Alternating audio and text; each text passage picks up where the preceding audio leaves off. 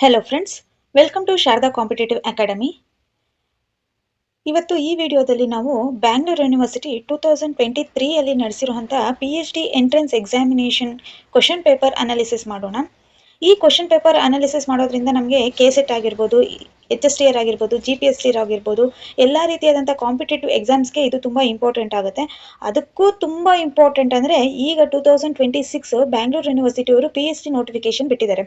ಅಲ್ಲಿ entrance exam ಇರುತ್ತೆ. So ಹಾಗಾಗಿ ಈ ಒಂದು ಕ್ವಶನ್ ಪೇಪರು ತುಂಬ ಇಂಪಾರ್ಟೆಂಟ್ ಆಗುತ್ತೆ. ಈಗ PhD ನೋಟಿಫಿಕೇಶನ್ ಬಿಟ್ಟಿರೋದ್ರಿಂದ ಅಲ್ಲಿ PhD ಎಂಟ್ರೆನ್ಸ್ ಎಕ್ಸಾಮಿನೇಷನ್ಗೆ ನೋಡೋಣ ಯಾವ ರೀತಿ ಕೊಟ್ಟಿದ್ದಾರೆ ಅನ್ನೋದ್ರ ಬಗ್ಗೆ ನೋಡ್ತಾ ಹೋಗೋದಾದ್ರೆ ನೋಡಿ. ಫಸ್ಟ್ ಕ್ವಶನ್ ಏನ್ ಕೊಟ್ಟಿದ್ದಾರೆ ಅಂತ ನೋಡೋದಾದ್ರೆ, Gol Gumbaz was built during the reign of Ali Adil Shah. Option B Mohammed Adil Shah 3, option C Ibrahim Adil Shah 2, option D Ibrahim Adil Shah 1. ಗೋಳು ಗುಮ್ಮಟವನ್ನ ಡ್ಯಾಶ್ ರ ಕಾಲದಲ್ಲಿ ಕಟ್ಟಲಾಯಿತು. ಅಲಿ ಆದಿಲ್ ಶಾ, ಆಪ್ಷನ್ ಬಿ 3ನೇ ಮೊಹಮ್ಮದ್ ಆದಿಲ್ ಶಾ, ಆಪ್ಷನ್ ಸಿ 2ನೇ ಇಬ್ರಾಹಿಂ ಆದಿಲ್ ಶಾ, ಆಪ್ಷನ್ ಡಿ 1ನೇ ಇಬ್ರಾಹಿಂ ಆದಿಲ್ ಶಾ. ಯಾರ ಕಾಲದಲ್ಲಿ ಕಟ್ಟಲಾಯಿತು ಈ ಒಂದು ಗೋಲ್ ಗುಮ್ಮಟವನ್ನ ಅಂತ ನೋಡೋದಾದ್ರೆ, ದಕ್ಷಿಣ ಭಾರತದಲ್ಲಿ ಹಿಂದೂ ಧರ್ಮದ ಉಳಿವಿಗಾಗಿ ಏಳಿಗೆ ಬಂದಂತಹ ಸಾಮ್ರಾಜ್ಯ ಯಾವುದು ಅಂತ ಅಂದ್ರೆ ಅದು ವಿಜಯನಗರ ಡೈನಸ್ಟಿ ಆಗಿರುತ್ತೆ. ಅದಕ್ಕೆ ಸಮಕಾಲೀನವಾಗಿ ಮುಸ್ಲಿಂ ರಾಜ್ಯ ಉದಯಕ್ಕೆ ಸಂಬಂಧಪಟ್ಟಿರೋ ಹಾಗೆ ಬಂದಂತಹ ಒಂದು ಡೈನಸ್ಟಿ ಯಾವುದು ಅಂತ ಅಂದ್ರೆ ಅದು ಬಹಮನಿ ಸಾಮ್ರಾಜ್ಯ ಆಗಿರುತ್ತೆ. ಈ ಬಹಮನಿ ಸಾಮ್ರಾಜ್ಯ ಮುಂದೆ ಹೋದಂತೆ 5 ಭಾಗಗಳಾಗಿ ವಿಭಾಗ ಆಗುತ್ತೆ, ಒಡೆದು ಹೋಗುತ್ತೆ. ಮೊಹಮ್ಮದ್ ಗವಾನರ ನಂತರ ಅದು ಏನಾಗುತ್ತೆ ಅಂದ್ರೆ 5 ಒಂದು ಶಾಹಿ ಮನೆತನಗಳಾಗಿ ಉದಯ ಆಗುತ್ತೆ. ಅದು ಯಾವುದು ಶಾಹಿ ಮನೆತನಗಳು? ಮೊದಲನೇದು ಯಾವುದು? ಬಿಜಾಪುರದ ಆದಿಲ್ ಶಾಹಿಗಳಾಗಿರ್ಬೋದು, 2ನೇದು ಅಹಮದ್ ನಗರದ ನಿಜಾಂ ಶಾಹಿಗಳು, 3ನೇದು ಗೋಲ್ಕೊಂಡದ ಕುತುಬ್ ಶಾಹಿಗಳಾಗಿದೆ, ಹಾಗೂ 4ನೇದು ಯಾವುದು ಅಂದ್ರೆ ಬೀದರ್ ನ ಬಿರಾಜ್ ಶಾಹಿಗಳು, 5ನೇದು ಬಿರಾರ್ನ ಇಮರ್ ಶಾಹಿಗಳು. ಹೀಗೆ 5 ಶಾಹಿ ಮನೆತನಗಳಾಗಿ ವಿಭಜನೆ ಆಗಿರುತ್ತೆ. ಈ ಒಂದು ಗೋಳು ಗುಮ್ಮಟವನ್ನ ಕಟ್ಟದಂತವರು ಯಾವ ಒಂದು ಶಾಹಿ ಮನೆತನಕ್ಕೆ ಸೇರಿರುವಂತವರು? ಬಿಜಾಪುರದ ಆದಿಲ್ ಶಾಹಿ ಮನೆತನಕ್ಕೆ ಸೇರಿರುವಂತವರು. ಬಿಜಾಪುರದ ಆದಿಲ್ ಶಾಹಿ ಮನೆತನಕ್ಕೆ ಸೇರಿರುವಂತ ಒಬ್ಬ ರಾಜ ಈ ಒಂದು ಗೋಲ್ ಗುಂಬಸ್ ಅನ್ನ ಕಟ್ಟಿರ್ತಾರೆ. ನೋಡಿ, ಇಲ್ಲಿ ಆದಿಲ್ ಶಾಹಿ ಮನೆತನಕ್ಕೆ ಸೇರಿರುವಂತವರು 4 ಜನ ಇದ್ದಾರೆ. ಹಾಗಾಗಿ ಅಲಿ ಆದಿಲ್ ಶಾದ ಒಂದು ಟೈಮ್ ನೋಡೋದಾದ್ರೆ 1558ರಿಂದ 1580. ಹಾಗೆ 3ನೇ ಮೊಹಮ್ಮದ್ ಆದಿಲ್ ಶಾನ ಒಂದು ಕಾಲಾವಧಿ ನೋಡೋದಾದ್ರೆ 1627ರಿಂದ 1656. ಈ ಒಂದು 2ನೇ ಇಬ್ರಾಹಿಂ ಆದಿಲ್ ಶಾನ ಒಂದು ಕಾಲಾವಧಿ ನೋಡೋದಾದ್ರೆ 1580ರಿಂದ 1626. 1626. 1ನೇ ಇಬ್ರಾಹಿಂ ಶಾನ ಕಾಲಾವಧಿ 1534ರಿಂದ 1558. ಯಾಕೆ ಇದು ತುಂಬಾ ಇಂಪಾರ್ಟೆಂಟ್ ಕಾಲಾವಧಿ ಅಂತ ನೋಡೋದಾದ್ರೆ ಕಾಲಾನುಕ್ರಮದಲ್ಲಿ ಕೊಡ್ತಾರೆ. KCET ಅಲ್ಲಿ ತುಂಬಾ ಸರಿ KCET ಅಲ್ಲಿ ಇದೇ ರೀತಿಯಾದಂತ 20 ಪ್ರಶ್ನೆಗಳು ಕೊಡ್ತಾರೆ. ಕಾಲಾನುಕ್ರಮದಲ್ಲಿ ಬರೆಯಿರಿ ಅನ್ನೋದು ತುಂಬಾ ಇಂಪಾರ್ಟೆಂಟ್ ಆಗುತ್ತೆ. ಸೊ ಹಾಗಾಗಿ ನಾವು ಇಸ್ವಿಗಳು ತುಂಬಾ ಇಂಪಾರ್ಟೆಂಟ್ ಆಗಿ ತಿಳ್ಕೊಬೇಕಾಗಿರುವಂತ ವಿಚಾರ ಆಗಿದೆ. ಈಗ ಈ ಕ್ವಶನ್ಗೆ ಸಂಬಂಧಪಟ್ಟಿರೋ ಹಾಗೆ ಆನ್ಸರ್ ಯಾವುದು ಅಂತ ನೋಡೋದಾದ್ರೆ ಆಪ್ಷನ್ ಬಿ ಇದಕ್ಕೆ ಸರಿಯಾದ ಉತ್ತರ. ಗೋಲ್ ಗುಂಬತ್ ಯಾವ ಒಂದು ಪೀರಿಯಡ್ ಅಲ್ಲಿ ಕಟ್ಟಲಾಯಿತು ಅಂತ ಕೇಳಿದ್ರೆ 3ನೇ ಮೊಹಮ್ಮದ್ ಆದಿಲ್ ಶಾನ ಒಂದು ಟೈಮ್ ಅಲ್ಲಿ ಗೋಲ್ ಗುಂಬಸ್ನ ಕಟ್ಟಲಾಯಿತು. ಈತ ಕಟ್ಟಿರ್ತಾನೆ ಯಾವಾಗ ಅಂದ್ರೆ 1656ರಲ್ಲಿ ಗೋಲ್ ಗುಂಬಸ್ ಅನ್ನ ಕಟ್ಟಲಾಗುತ್ತದೆ. ಸೊ ಹಾಗಾಗಿ ಯಾರ ಪೀರಿಯಡ್ ಅಲ್ಲಿ ಅಂತ ಅಂದ್ರೆ 3ನೇ ಮೊಹಮ್ಮದ್ ಆದಿಲ್ ಶಾನ ಪೀರಿಯಡ್ ಅಲ್ಲಿ. ನೆಕ್ಸ್ಟ್ ಕ್ವಶನ್ ಏನ್ ಕೊಟ್ಟಿದ್ದಾರೆ ಅಂತ ನೋಡೋದಾದ್ರೆ, the monuments of the Shahi kingdoms are in dash style. Shahi ಮನೆತನಗಳ ಸ್ಮಾರಕಗಳು ಡ್ಯಾಶ್ ಶೈಲಿಯಲ್ಲಿವೆ. Option A Dravida, option B Nagara, option C Indo Saracenic, option D Indo Greek. ನೋಡಿ, ದ್ರಾವಿಡ ಶೈಲಿಯ ವಾಸ್ತುಶಿಲ್ಪವನ್ನ ನಾವು ಸೌತ್ ಇಂಡಿಯಾದಲ್ಲಿ ನೋಡ್ತೀವಿ. ನಾಗರ ಶೈಲಿಯ ಒಂದು ವಾಸ್ತುಶಿಲ್ಪವನ್ನ ನಾರ್ತ್ ಇಂಡಿಯಾದಲ್ಲಿ ನೋಡ್ತೀವಿ. ಹಾಗಾದ್ರೆ ಇಂಡೋ ಸಾರ್ಸನಿಕ್ ಅಂದ್ರೆ ಏನು? ಇಂಡೋ ಸಾರ್ಸನಿಕ್ ಅಂತ ಅಂದ್ರೆ ಮಿಕ್ಸ್ಚರ್ ಆಫ್ ಇಂಡಿಯನ್ ಆರ್ಕಿಟೆಕ್ಚರ್, ಅಂದ್ರೆ south India plus north India ಎರಡೂ ಇರುತ್ತೆ. ಅದ್ರ ಜೊತೆಗೆ ಇಸ್ಲಾಮಿಕ್ ಒಂದು ವಾಸ್ತುಶಿಲ್ಪನೂ ಇರುತ್ತೆ, ಅಂದ್ರೆ ಕಮಾನುಗಳು, ಆರ್ಚ್ಗಳು ಇವೆಲ್ಲವುಗಳನ್ನು ಒಳಗೊಂಡಿರೋದೇ ಇಂಡೋ ಸಾರ್ಸನಿಕ್. ಹಾಗಾದ್ರೆ ಈ ಕ್ವಶನ್ಗೆ ಆನ್ಸರ್ ಆಪ್ಷನ್ ಸಿ ಆಗಿರುತ್ತೆ. ನೆಕ್ಸ್ಟ್ ಕ್ವಶನ್ ಏನಿದೆ, third question, the battle of Tarain was fought between the option A Rajputs and Marathas, option B Rajputs and Ghoris, option C Rajputs and Ghazni, option D Rajputs and Mughals. Tarain ಯುದ್ಧವು ಡ್ಯಾಶ್ ನಡುವೆ ನಡೆಯಿತು. ಆಪ್ಷನ್ ಎ ರಜಪೂತರು ಮತ್ತು ಮರಾಠರು, option B ರಜಪೂತರು ಮತ್ತು ಘೋರಿಗಳು, option C ರಜಪೂತರು ಮತ್ತು Gajni, option D ರಜಪೂತರು ಮತ್ತು ಮೊಘಲರು. ಇದಕ್ಕೆ ಸರಿಯಾದ ಆನ್ಸರ್ ನೋಡೋದಾದ್ರೆ option B correct answer, Rajputs and Ghoris. ರಜಪೂತರ ಸಂತತಿಗೆ ಸೇರಿದಂತಹ ರಾಜ ಪೃಥ್ವಿರಾಜ ಚೌಹಾಣ್. ಪೃಥ್ವಿರಾಜ ಚೌಹಾಣ್. ಗೋರಿ ಸಂತತಿಗೆ ಸೇರಿದಂತವರು ಮಹಮ್ಮದ್ ಗೋರಿ. ಇವರಿಬ್ಬರ ನಡುವೆ ಬ್ಯಾಟಲ್ ಆಫ್ ತರೈನ್ ಯುದ್ಧ ನಡೆಯುತ್ತೆ. ತರೈನ್ ಯುದ್ಧ ನಡೀಲಿಕ್ಕೆ ಕಾರಣ ಏನು ಅಂತ ನೋಡೋದಾದ್ರೆ ನೋಡಿ, ಮಹಮ್ಮದ್ ಗೋರಿ ಸಂತತಿಯ ರಾಜನಾಗಿರ್ತಾನೆ. ಈತ ಪಂಜಾಬನ್ನ ವಶಪಡಿಸ್ಕೊಳ್ತಾನೆ. ಈತ ಪಂಜಾಬನ್ನ ವಶಪಡಿಸ್ಕೊಂಡಾಗ ಈ ಪೃಥ್ವಿರಾಜ್ ಚೌಹಾಣು ದೆಹಲಿಯಲ್ಲಿ ಮತ್ತೆ ಅಜ್ಮೀರಲ್ಲಿ ರಾಜನಾಗಿರ್ತಾನೆ. ಈ ಪಂಜಾಬ್ ಮತ್ತೆ ದೆಹಲಿ ಅಜ್ಮೀರು ಗಡಿ ಭಾಗ ಆಗಿರುತ್ತೆ. ಈ ಗಡಿ ಭಾಗ ಆಗಿರೋದ್ರಿಂದ ಈ ಮಹಮ್ಮದ್ ಗೋರಿ ಏನ್ ಮಾಡ್ತಾನೆ, ಬಟಿಂದಾವನ್ನ ವಶಪಡಿಸ್ಕೋಬೇಕು, ಬಟಿಂದ ನನಗೆ ಬೇಕು ಅನ್ನೋ ಒಂದು ಆಕಾಂಕ್ಷೆಯಿಂದ ಬಟಿಂದಾವನ್ನ ವಶಪಡಿಸ್ಕೋಬೇಕು ಅಂತ ದಂಡೆತ್ತಿ ಬರ್ತಾ ಇರ್ತಾನೆ. ಇಂತಹ ದಂಡೆತ್ತಿ ಬರುವಂತ ಬರ್ತಾ ಇದ್ದಾನೆ ಅನ್ನೋ ವಿಚಾರ ಪೃಥ್ವಿರಾಜ ಚೌಹಾಣಗೆ ಗೊತ್ತಾಗುತ್ತೆ. ಹೇಗಾದ್ರೂ ಮಾಡಿ ಅವನ್ನ ನಿಲ್ಲಿಸ್ಬೇಕು ಅಂತ ಅನ್ಬಿಟ್ಟು ಈತ ಕೂಡ ದಂಡೆತ್ತಿ ಬಂದು ಒಂದು ಪ್ಲೇಸ್ ಅಲ್ಲಿ ಇಬ್ರು ಸಂಧಿಸ್ತಾರೆ. ಆ ಪ್ಲೇಸ್ ಬಂದ್ಬಿಟ್ಟು ಥಾನೇಶ್ವರದ ಬಳಿ ಇರುವಂತ 10 ಮೈಲಿ ದೂರದಲ್ಲಿ ತರೈನ್ ಅನ್ನೋಂತ ಒಂದು ಸ್ಥಳ ಸಿಗತ್ತೆ. ಆ ಸ್ಥಳದಲ್ಲಿ ಇಬ್ರು ಬಂದು ಸಂಧಿಸ್ತಾರೆ. ಆಗ ಇಬ್ರು ನಡುವೆ ಯುದ್ಧ ಆಗುತ್ತೆ. ಅದನ್ನ ಫಸ್ಟ್ ಬ್ಯಾಟಲ್ ಆಫ್ ತರೈನ್ ಅಂತ ಕರೀತಾರೆ. ಅದು ಯಾವಾಗ ಅಂದ್ರೆ 1191ರಲ್ಲಿ. ಈ ತರೈನ್ ಯುದ್ಧದಲ್ಲಿ ಪೃಥ್ವಿರಾಜ್ ಚೌಹಾಣ್ ಮತ್ತೆ ಮೊಹಮ್ಮದ್ ಗೋರಿ ಜಿದ್ದಾಜಿದ್ದಿ ಹೋರಾಡ್ತಾರೆ. ಈ ಪೃಥ್ವಿರಾಜ್ ಚೌಹಾಣನ ಸಹೋದರ ಏನ್ ಮಾಡ್ತಾನೆ, ಆತನ ಹೆಸರು ಗೋವಿಂದ ರೈ. ಪೃಥ್ವಿರಾಜನ ಸಹೋದರನಾದಂತಹ ಗೋವಿಂದ ರಾಯ್ ಈ ಮೊಹಮ್ಮದ್ ಗೋರಿಗೆ ಕತ್ತಿಯಿಂದ ಹೊಡೆದು ಬಿಡ್ತಾನೆ. ಇದರಿಂದ ಆತನಿಗೆ ರಕ್ತಸ್ರಾವ ಉಂಟಾಗಿ ಅದರ ಗಾಯ ಆಗೋಗ್ಬಿಡುತ್ತೆ. ಆತ ಏನ್ ಮಾಡ್ತಾನೆ, ಅಲ್ಲಿಂದ ಓಡೋಗ್ಬಿಡ್ತಾನೆ. ಅಲ್ಲಿ ಖಿಲ್ಜಿ ನೌಬರಿಗೆ ಸಿಕ್ಬಿಟ್ಟು ಸುರಕ್ಷಿತೆಯಿಂದ ತನ್ನ ಸ್ಥಳಕ್ಕೆ ಆತ ಹೋಗ್ತಾನೆ. ಗೋರಿಯ ಸೈನ್ಯ ದಿಕ್ಕಾಪಾಲಾಗಿ ಓಡಿ ಹೋಗುತ್ತೆ. ರಜಪೂತರು ಇದರಿಂದ ಗೆಲ್ತಾರೆ. ಈಗ ಮೊಹಮ್ಮದ್ ಗೋರಿನೇ ಇಲ್ಲ ಅಂದ್ಮೇಲೆ, ರಾಜಾನೇ ಇಲ್ಲ ಅಂದ್ಮೇಲೆ ಸೈನಿಕರು ಏನ್ ಮಾಡ್ತಾರೆ, ದಿಕ್ಕಾಪಾಲಾಗಿ ಓಡಿ ಹೋಗ್ತಾರೆ. ಆಗ ರಜಪೂತರು ಗೆಲ್ತಾರೆ. ಇದಾದ್ಮೇಲೆ ಇಷ್ಟಕ್ಕೆ ಸುಮ್ನೆ ಬಿಡ್ತಾರಾ? ಆತ ಏನ್ ಮಾಡ್ತಾನೆ, ಮೊಹಮ್ಮದ್ ಗೋರಿ ಧೈರ್ಯಗುಂದದೆ ತನ್ನನ್ನ ಸೋಲಿಸಿದಂತಹ ಪೃಥ್ವಿರಾಜನ್ ಮೇಲೆ ನಾನು ಸೀಟ್ ತೀರಿಸ್ಕೊಳ್ಳೇಬೇಕು ಅಂತ ಅನ್ಬಿಟ್ಟು ಸಮರ ಸಿದ್ಧತೆಗೆ ಮಾಡ್ಕೊಂಡ್ಬಿಟ್ಟು ಮತ್ತೆ ಭಾರತದ ಮೇಲೆ ದಂಡೆತ್ತಿ ಬರ್ತಾನೆ. ಯಾವಾಗ ಅಂದ್ರೆ 1192ರಲ್ಲಿ. ಮತ್ತೆ 1192ರಲ್ಲಿ ಬಂದು ಬಟಿಂದಾವನ್ನ ಆಕ್ರಮಣ ಮಾಡ್ಕೊಂಡೇ ಬಿಡ್ತಾನೆ. ಆಗ ಪೃಥ್ವಿರಾಜ್ ಚೌಹಾಣನಿಗೆ ಗೊತ್ತಾಗತ್ತೆ, ಪೃಥ್ವಿರಾಜ ಚೌಹಾಣ ಬರ್ತಾ ಇರ್ತಾನೆ, ಹೆಂಗಾದ್ರೂ ಮಾಡಿ ಬಟಿಂದಾವನ್ನ ಮತ್ತೆ ಅವನಿಂದ ವಾಪಸ್ ತಗೋಬೇಕು ಅಂತ. ಆಗ ಬಂದಾಗ ಇಬ್ರು ಮತ್ತೆ ತರೈನ್ ಯುದ್ಧದಲ್ಲಿ ತರೈನ್ ಅನ್ನುವಂತ ಒಂದು ಸ್ಥಳದಲ್ಲಿ ಇಬ್ರು ಸೇರ್ತಾರೆ. ಅದು 1192ರಲ್ಲಿ ಮತ್ತೆ ತರೈನ್ ಯುದ್ಧ ಆಗುತ್ತೆ. ಸೆಕೆಂಡ್ ಬ್ಯಾಟಲ್ ಆಫ್ ತರೈನ್ ಯುದ್ಧ ನಡೆಯುತ್ತೆ. ಆವಾಗ ಈ ಯುದ್ಧದಲ್ಲಿ ಏನ್ ಮಾಡ್ತಾನೆ ಅಂದ್ರೆ, ಇವನು ಮೊಹಮ್ಮದ್ ಗೋರಿ ತುಂಬಾ ಜಾಣನಾಗಿ ಆತ 1,20,000 ಸೈನಿಕರೊಂದಿಗೆ ಈತ ಬರ್ತಾನೆ. ಇದ್ರಲ್ಲಿ 12,000 ಸೈನಿಕರನ್ನ ಯುದ್ಧ ಮಾಡ್ದೇನೆ, ನೀ ಹೊರಗಡೆ ಇರ್ರಿ, ಈ ಯುದ್ಧವನ್ನ ನಾವು ಮಾಡ್ತೀವಿ, ನಾವು ಮತ್ತೆ ಪೃಥ್ವಿರಾಜ ಚೌಹಾಣರು ಯುದ್ಧವನ್ನ ಮಾಡ್ತೀವಿ, ನೀವು ಅವಶ್ಯಕತೆ ಇದ್ರೆ ನಿಮ್ಮನ್ನ ಕರಿತೀವಿ ಅಂತ ಈ 12,000 ಜನರನ್ನ, ಕುದುರೆ ಸವಾರರ ಸೈನಿಕರ ಏನಿರ್ತಾರೆ ಅವ್ರನ್ನ ಹೊರಗಿಟ್ಟಿರ್ತಾನೆ. ಬೆಳಗ್ಗೆಯಿಂದ ಸಾಯಂಕಾಲ ತನಕ ಪೃಥ್ವಿರಾಜ್ ಚೌಹಾಣ ಆಗಿರ್ಬೋದು, ಮೊಹಮ್ಮದ್ ಗೋರಿಯ ಸೈನಿಕರು ಬೆಳಗ್ಗೆಯಿಂದ ಸಾಯಂಕಾಲ ತನಕ ಯುದ್ಧವನ್ನ ಮಾಡ್ತಾ ಸುಸ್ತಾಗೋಗ್ಬಿಟ್ಟಿರ್ತಾರೆ. ಈ ಸಾಯಂಕಾಲ ಸಂಜೆ ಟೈಮಲ್ಲಿ ಈ ಒಂದು 12,000 ಮೀಸಲು ಒಂದು ಸೈನ್ಯ ಏನಿರುತ್ತೆ ಇವ್ರನ್ನ ಕಳಿಸ್ಬಿಡ್ತಾನೆ ಮೊಹಮ್ಮದ್ ಗೋರಿ. ಕಳಿಸ್ಬಿಟ್ಟು ಈಗಾಗಲೇ ಸುಸ್ತಾಗಿರುವಂತ ಪೃಥ್ವಿರಾಜ್ ಚೌಹಾಣರ ಸೈನ್ಯದ ಮೇಲೆ ಇವರು ದಂಡೆತ್ತಿ ಬಂದ ಅವ್ರನ್ನೆಲ್ಲ ಸೋಲಿಸ್ಬಿಡ್ತಾರೆ. ಈಗ ಪೃಥ್ವಿರಾಜ್ ಚೌಹಾಣರ ಸೈನ್ಯ ಸೋತೋಗುತ್ತೆ, ಮೊಹಮ್ಮದ್ ಗೋರಿ ಸೈನ್ಯ ಗೆಲ್ಲುತ್ತೆ. ಇವರ ಸೈನ್ಯ ಸೋಲುತ್ತೆ, ಇವರ ಸೈನ್ಯ ಗೆಲ್ಲುತ್ತೆ. ಮೊಹಮ್ಮದ್ ಗೋರಿ ಇಲ್ಲಿಗೆ ಸುಮ್ಮನೆ ಇರ್ಲಿಲ್ಲ.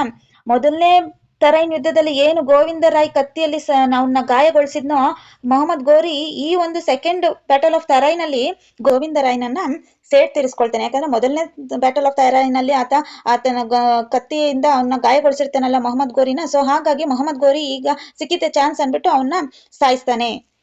ಇಲ್ಲಿಗೆ ಮೊಹಮ್ಮದ್ ಗೋರಿ ಗೆಲ್ತಾನೆ, ಪೃಥ್ವಿರಾಜ್ ಚೌಹಾಣ್ ಸೋಲ್ತಾನೆ.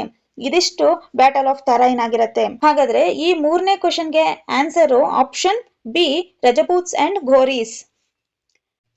ನಾಲ್ಕನೇ ಕ್ವಶನ್ ಏನ್ ಕೇಳಿದ್ದಾರೆ ಅಂತ ನೋಡೋದಾದ್ರೆ, the city of Agra was founded by option A Sikandar Shah, option B Nizam Shah, option C Ibrahim Shah, option D Mohammed Shah.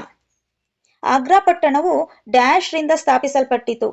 Option A Sikandar Shah, option B Nizam Shah, option C Ibrahim Shah, option D Mohammed Shah. ಇದಕ್ಕೆ ಸರಿಯಾದ ಉತ್ತರ ನೋಡೋದಾದ್ರೆ option A. Option A is the correct answer. Sikandar Shah. Sikandar Shah ಈತ ಲೋಧಿ ಸಂತತಿಗೆ ಸೇರಿದಂತಹ ಒಬ್ಬ ರಾಜ ಆಗಿರ್ತಾನೆ. ಈತನ ತಂದೆ ಬಹಲುಲ್ ಲೂದಿ. ಬಹಲುಲ್ ಲೂದಿಯ ಮೂರನೇ ಮಗ ಸಿಕಿಂದರ್ ಶಾ. ಈತನ ಮೂಲ ಹೆಸರು ನಿಜಾಮ್ ಖಾನ್. ನಿಜಾಮ್ ಖಾನ್ ಈತನ ಮೂಲ ಹೆಸರಾಗಿರತ್ತೆ. ಸಿಕಿಂದರ್ ಶಾ. ಸಿಕಿಂದರ್ ಶಾ ಮತ್ತೆ ಆತನ ಸಹೋದರ ಬರ್ಬಾಕ್ಷಾನ ನಡುವೆ ಸಿಂಹಾಸನ ಕಲಹ ಆಗಿರತ್ತೆ. ಅಂತಹ ಸಂದರ್ಭದಲ್ಲಿ ಈತ ನಿಜಾಮ್ ಖಾನನು 1489 ಜುಲೈ 17ರಂದು ಸಿಕಿಂದರ್ ಶಾ ಎಂಬ ಬಿರುದಿನೊಂದಿಗೆ ಸುಲ್ತಾನನಾಗ್ತಾನೆ. 1489 ಜುಲೈ 17ರಂದು ಸಿಕಿಂದರ್ ಶಾ ಆಗಿ ಬಿರುದನ್ನ ಹೊಂದುತ್ತಾನೆ. ಈತನನ್ನ ಸಿಕಿಂದರ್ ಶಾ ಅಂತಾನೂ ಕೂಡ ಕರಿಬಹುದು, ಸಿಕಿಂದರ್ ಲೂದಿ ಅಂತಾನೂ ಸಹ ಇತಿಹಾಸದಲ್ಲಿ ನಾವು ಕರಿತೀವಿ. ನೆಕ್ಸ್ಟ್ 5th ಕ್ವಶನ್ ಏನ್ ಕೊಟ್ಟಿದ್ದಾರೆ ಅಂತ ನೋಡೋದಾದ್ರೆ, towards the end of his reign Akbar added 3 provinces in the Deccan to his empire. Which of the following was not among these? Option A Khandesh, option B Berar, option C Bidar, option D Ahmadnagar. ಅಕ್ಬರ್ನು ತನ್ನ ಆಳ್ವಿಕೆ ಕೊನೆ ಕಾಲದಲ್ಲಿ ತನ್ನ ಸಾಮ್ರಾಜ್ಯಕ್ಕೆ ದಖನ್ನಿನ 3 ಪ್ರಾಂತ್ಯಗಳನ್ನ ಸೇರ್ಪಡೆಗೊಳಿಸಿಕೊಂಡ. ಕೆಳಗಿನ ಯಾವುದು ಅವುಗಳಲ್ಲಿ ಸೇರಿರಲಿಲ್ಲ? Option A Khandesh, option B Berar, option C Bidar, option D Ahmed Nagar.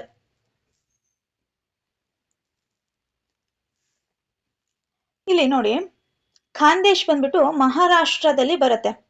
ಖಾಂದೇಶ್ ಅನ್ನೋದು ಇದನ್ನ ಅಕ್ಬರ್ 1601ರಲ್ಲಿ ತನ್ನ ಒಂದು ಪ್ರಾಂತ್ಯಗಳಿಗೆ ಸೇರಿಸ್ಕೊಳ್ತಾನೆ, ತನ್ನ ಒಂದು ಸಾಮ್ರಾಜ್ಯಕ್ಕೆ ಸೇರಿಸ್ಕೊಳ್ತಾನೆ. ಬೆರಾರ್ ಅನ್ನ 1596ರಲ್ಲಿ ತನ್ನ ಸಾಮ್ರಾಜ್ಯಕ್ಕೆ ಬೆರಾರನ್ನ ಸೇರಿಸ್ಕೊಳ್ತಾನೆ. ಈ ಬೆರಾರ್ ಅನ್ನೋಂಥದ್ದು ಅಹಮದ್ ನಗರ ಸುಲ್ತಾನರು ಆಳ್ವಿಕೆಯನ್ನ ಮಾಡ್ತಾ ಇರ್ತಾರೆ. ನಂತರ ಅಹಮದ್ ನಗರವನ್ನ ಯಾರು ನಿಜಾಮ್ ಶಾಹಿಗಳು ಆಳ್ವಿಕೆಯನ್ನ ಮಾಡ್ತಿರ್ತಾರೆ. ಇದನ್ನ 1600ರಲ್ಲಿ ತನ್ನ ಸಾಮ್ರಾಜ್ಯಕ್ಕೆ ಸೇರ್ಪಡೆ ಮಾಡ್ಕೊಳ್ತಾನೆ. ಆದ್ರೆ ಬೀದರ್ ಅನ್ನ ಸೇರ್ಪಡೆ ಮಾಡ್ಕೊಳ್ಳೋದಿಲ್ಲ. ಹಾಗಾಗಿ ಇದಕ್ಕೆ ಕರೆಕ್ಟ್ ಆನ್ಸರ್ ಬೀದರ್ ಆಗಿರುತ್ತೆ. ಬೀದರ್ ನಾವು ಕರ್ನಾಟಕದಲ್ಲಿ ಕಾಣಬಹುದಾಗಿದೆ. Next question 6th one. Majority of the Ajanta caves have been drilled during the dash period. Ajanta ಹೆಚ್ಚಿನ ಗುಹಾಂತರ ದೇವಾಲಯಗಳು ಡ್ಯಾಶ್ರ ಕಾಲದಲ್ಲಿ ಕೊರೆಯಲ್ಪಟ್ಟಿವೆ. ಅದಕ್ಕೆ ಆಪ್ಷನ್ಸ್: ಆಪ್ಷನ್ ಎ ಶಾತವಾಹನರು, option B Vakataka, option C Gupta, option D Kushana.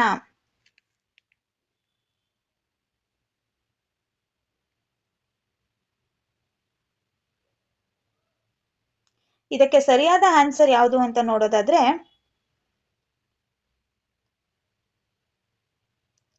Correct answer is option B ವಾಕಟಕ.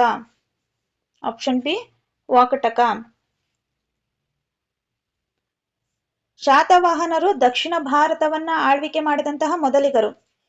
ಈ ಗುಪ್ತ ಒಂದು ಡೈನಾಸ್ಟಿಯನ್ನ ನಾವು ಏನಂತ ಕರಿತೀವಿ? ಗೋಲ್ಡನ್ ಏಜ್ ಆಫ್ ಇಂಡಿಯಾ ಅಂತ ಕರಿತೀವಿ. ಆಮೇಲೆ ಕುಶಾನರು ಅಂದ ತಕ್ಷಣ ನಮಗೆ ಕಾನಿಷ್ಕ ನೆನಪಾಗ್ತಾನೆ. 1ನೇ ಕಡ್ಫೀಸಸ್ ಇದರ ಒಬ್ಬ ಸ್ಥಾಪಕ ಅನ್ನೋದು ನಮ್ಗೆ ಗೊತ್ತಿರುವಂತ ವಿಚಾರ ಆಗಿದೆ.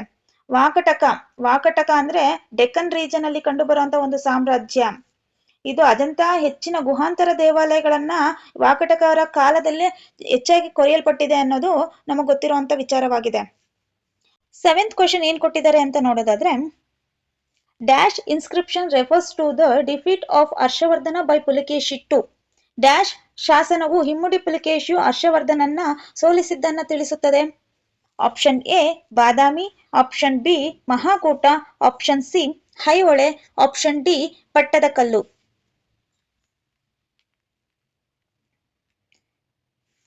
ಇದಕ್ಕೆ ಕರೆಕ್ಟ್ ಆನ್ಸರ್ ಏನು ಅಂತ ನೋಡೋದಾದ್ರೆ,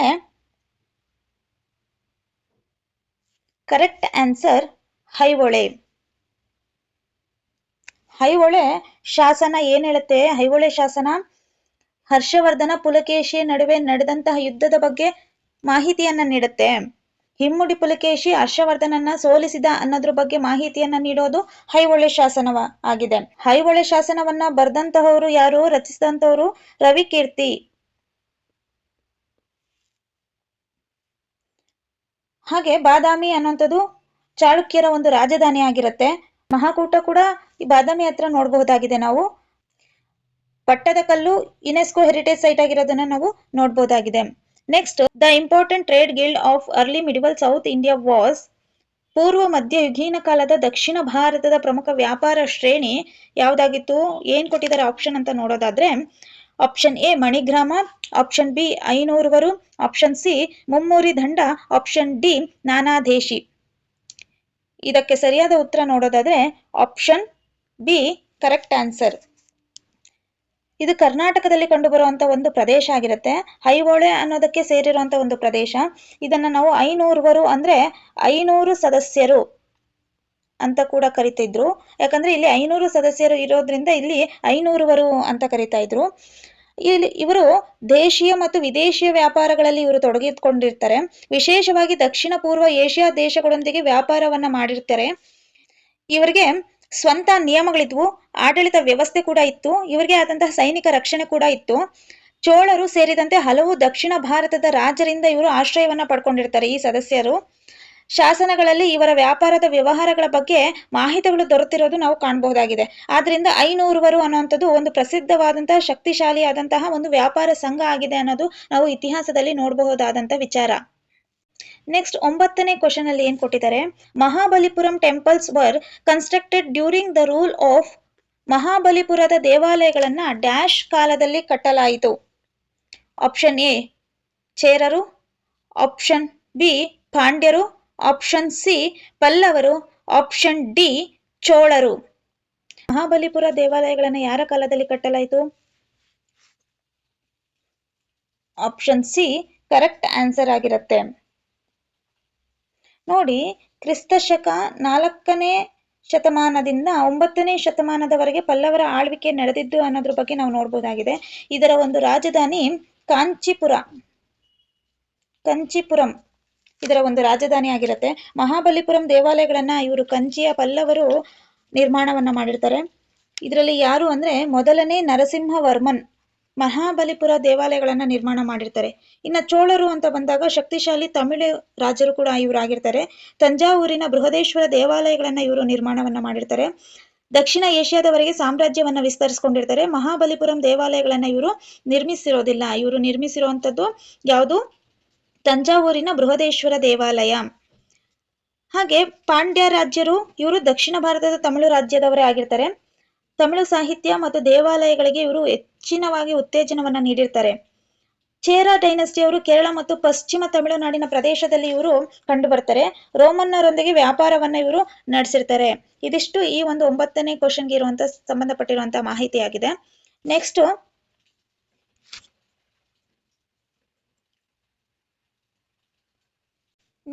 10th question. The Rashtrakuta king Krishna III defeated the Cholas in the battle of. ರಾಷ್ಟ್ರಕೂಟರ ರಾಜ ಮುಮ್ಮಡಿ ಕೃಷ್ಣನು ಚೋಳರನ್ನ ಡ್ಯಾಶ್ ಯುದ್ಧದಲ್ಲಿ ಸೋಲಿಸಿದನು? Option A Kanchi, option B Thanjavur, option C Takkolam, option D Madurai. ಯಾವ ಯುದ್ಧದಲ್ಲಿ ಸೋಲಿಸ್ತಾನೆ 3ನೇ ಕೃಷ್ಣ ಅಥವಾ ಮುಮ್ಮಡಿ ಕೃಷ್ಣ ಚೋಳರನ್ನ ಅಂತ ನೋಡೋದಾದ್ರೆ, ಇದಕ್ಕೆ ಕರೆಕ್ಟ್ ಆನ್ಸರ್ ತಕ್ಕೋಳಂ ಕದನ. ತಕ್ಕೋಳಂ ಕದನದಲ್ಲಿ ರಾಷ್ಟ್ರಕೂಟ ಕಿಂಗ್ ಯಾರು 3ನೇ ಕೃಷ್ಣ ಚೋಳರನ್ನ ಸೋಲಿಸ್ತಾನೆ. ಈ ಒಂದು ಕದನ ನಡೆದಿದ್ದು ಕ್ರಿಸ್ತಶಕ 949ರಲ್ಲಿ ನಡೆಯುತ್ತೆ. ರಾಷ್ಟ್ರಕೂಟರ ರಾಜ ಮೂರನೇ ಕೃಷ್ಣ ಈ ಒಂದು ಚೋಳರನ್ನ ಸೋಲಿಸ್ತಾನೆ. ಆಗ ಚೋಳರ ರಾಜ ಯಾರಾಗಿರ್ತಾನೆ ಅಂತ ನೋಡೋದಾದ್ರೆ ರಾಜಾದಿತ್ಯ ಆಗಿರ್ತಾನೆ. ಚೋಳರ ರಾಜ ಯಾರು? ರಾಜಾದಿತ್ಯ. ಚೋಳರ ರಾಜ ರಾಜಾದಿತ್ಯನಾಗಿರ್ತಾನೆ. ಇನ್ನ ಮಧುರೈ ಬಂದ್ಬಿಟ್ಟು ಪಾಂಡ್ಯರ ರಾಜಧಾನಿ ಆಗಿರುತ್ತೆ. ಇದೊಂದು ಮಧುರೈ ಅನ್ನುವಂಥದ್ದು ಸಾಂಸ್ಕೃತಿಕವಾಗಿ ಇರುವಂತ ಒಂದು ಪ್ರಸಿದ್ಧ ನಗರ ಆಗಿರುತ್ತೆ. ತಂಜಾವೂರು ಚೋಳರ ರಾಜಧಾನಿ ಆಗಿರುತ್ತೆ. ಬೃಹದೇಶ್ವರ ದೇವಾಲಯಕ್ಕೆ ಇದು ಪ್ರಸಿದ್ಧವಾದಂತಹ ಊರಾಗಿದೆ. ಇನ್ನು ಕಂಚಿ ಅನ್ನುವಂಥದ್ದು ಪ್ರಾಚೀನವಾದಂತಹ ತಮಿಳುನಾಡಿನ ಒಂದು ನಗರವಾಗಿದೆ. ಪಲ್ಲವರ ರಾಜಧಾನಿ ಕಂಚಿ ಆಗಿರುತ್ತೆ. ಧಾರ್ಮಿಕ ಮತ್ತು ವಿದ್ಯಾ ಕೇಂದ್ರ ಕಂಚಿ ಆಗಿರುತ್ತೆ. ಇಲ್ಲಿ ರಾಷ್ಟ್ರಕೂಟರ ರಾಜ ಮೂರನೇ ಕೃಷ್ಣ. ರಾಷ್ಟ್ರಕೂಟರ ರಾಜ ಮೂರನೇ ಕೃಷ್ಣ. ಈತನ ಮೊದಲ ಹೆಸರು ಕಂದಾರ ಅಂತ ಕರಿತೀವಿ.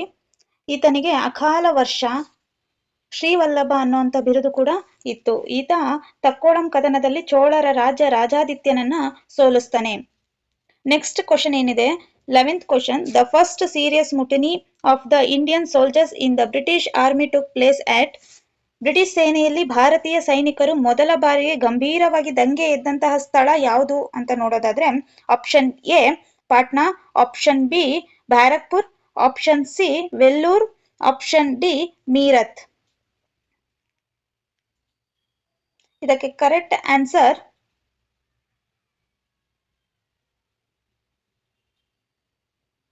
ವೆಲ್ಲೂರು. ವೆಲ್ಲೂರಲ್ಲಿ 1806ರಲ್ಲಿ ದಂಗೆಯನ್ನ ಹೇಳ್ತಾರೆ ಭಾರತೀಯ ಸೈನಿಕರು. ಪಾಟ್ನಾ ಬಂದ್ಬಿಟ್ಟು ಪಾಟ್ನಾ ಬಿಹಾರಲ್ಲಿ ನಾವು ಕಾಣ್ಬೋದಾಗಿದೆ.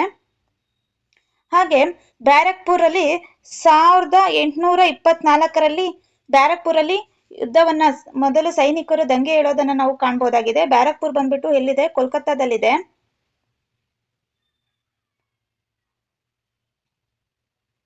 ಮತ್ತೆ ಮೀರತ್ನಲ್ಲಿ 1857ರಲ್ಲಿ ಮೀರತ್ನಲ್ಲಿ ದಂಗೆ ಏಳೋದನ್ನ ನಾವು ಕಾಣ್ಬೋದಾಗಿದೆ. ಹಾಗೆ ಮೊದಲ ಬಾರಿಗೆ ಅಂತ ಕೊಟ್ಟಾಗ ವೆಲ್ಲೂರು 1806ರಲ್ಲಿ ವೆಲ್ಲೂರು ಮೊದಲನೇ ಬಾರಿಗೆ ದಂಗೆ ಹೇಳ್ತಾರೆ ಸೈನಿಕರು.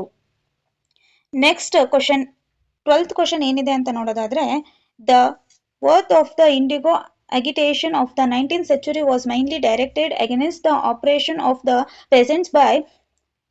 19ನೇ ಶತಮಾನದ ಇಂಡಿಗೋ ಪ್ರತಿಭಟನೆಯ ಕೋಪ ಪ್ರಧಾನವಾಗಿ ಕೇಂದ್ರೀಕೃತವಾಗಿದ್ದು ರೈತರನ್ನು ಶೋಷಿಸುವ ಈ ಕೆಳಕಂಡವರ ಮೇಲೆ.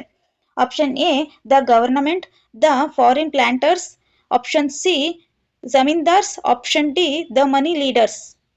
ಆಪ್ಷನ್ ಎ ಸರ್ಕಾರಗಳು, ಆಪ್ಷನ್ ಬಿ ವಿದೇಶಿ ಪ್ಲಾಂಟರುಗಳು, ಆಪ್ಷನ್ ಸಿ ಜಮೀನ್ದಾರರು, ಆಪ್ಷನ್ ಡಿ ಹಣ ಲೇವಾದೇವಿಗಾರರು. ಇದಕ್ಕೆ ಕರೆಕ್ಟ್ ಆನ್ಸರ್ ನೋಡೋದಾದ್ರೆ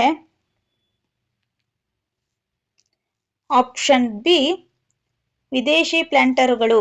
option B the foreign planters. Option B the foreign planters ಆಗಿರ್ತಾರೆ. ಯುರೋಪಿಯನ್ ಇಂಡಿಗೋ ಪ್ಲಾಂಟರ್ಗಳು ರೈತರಿಗೆ ಬಲವಂತವಾಗಿ ಇಂಡಿಗೋ ಬೆಳೆಸಬೇಕು ಅಂತ ಹೇಳ್ತಾರೆ. Next 13th question. Who declared his motto as no religion, no caste and no god for Mankind.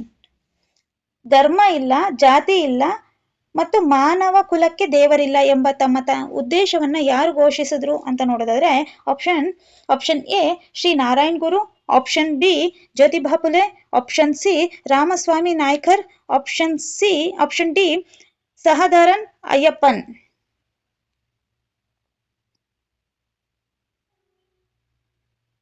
ಇದಕ್ಕೆ correct answer Shri Narayan Guru. ಕೇರಳದ ಸಮಾಜ ಸುಧಾರಕರಾಗಿರ್ತಾರೆ. ಜಾತಿ ಭೇದದ ವಿರುದ್ಧ ಹೋರಾಟವನ್ನ ನಡೆಸ್ತಾರೆ ನಾರಾಯಣ್ ಗುರು ಅವರು. ಮಾನವ ಸಮಾನತೆಯನ್ನ ಪ್ರಚಾರವನ್ನ ಮಾಡ್ತಾರೆ. ಹಾಗಾಗಿ ಇವರು ಧರ್ಮ ಇಲ್ಲ, ಜಾತಿ ಇಲ್ಲ, ಮಾನವ ಕುಲಕ್ಕೆ ದೇವರಿಲ್ಲ ಅನ್ನೋಂಥ ಒಂದು ಸಂದೇಶವನ್ನ ಇವರು ರವಾನಿಸ್ತಾರೆ. Next 14th question. The most fearless and blood women leader of the peasant movement who sacrificed her life to protest peasant right was.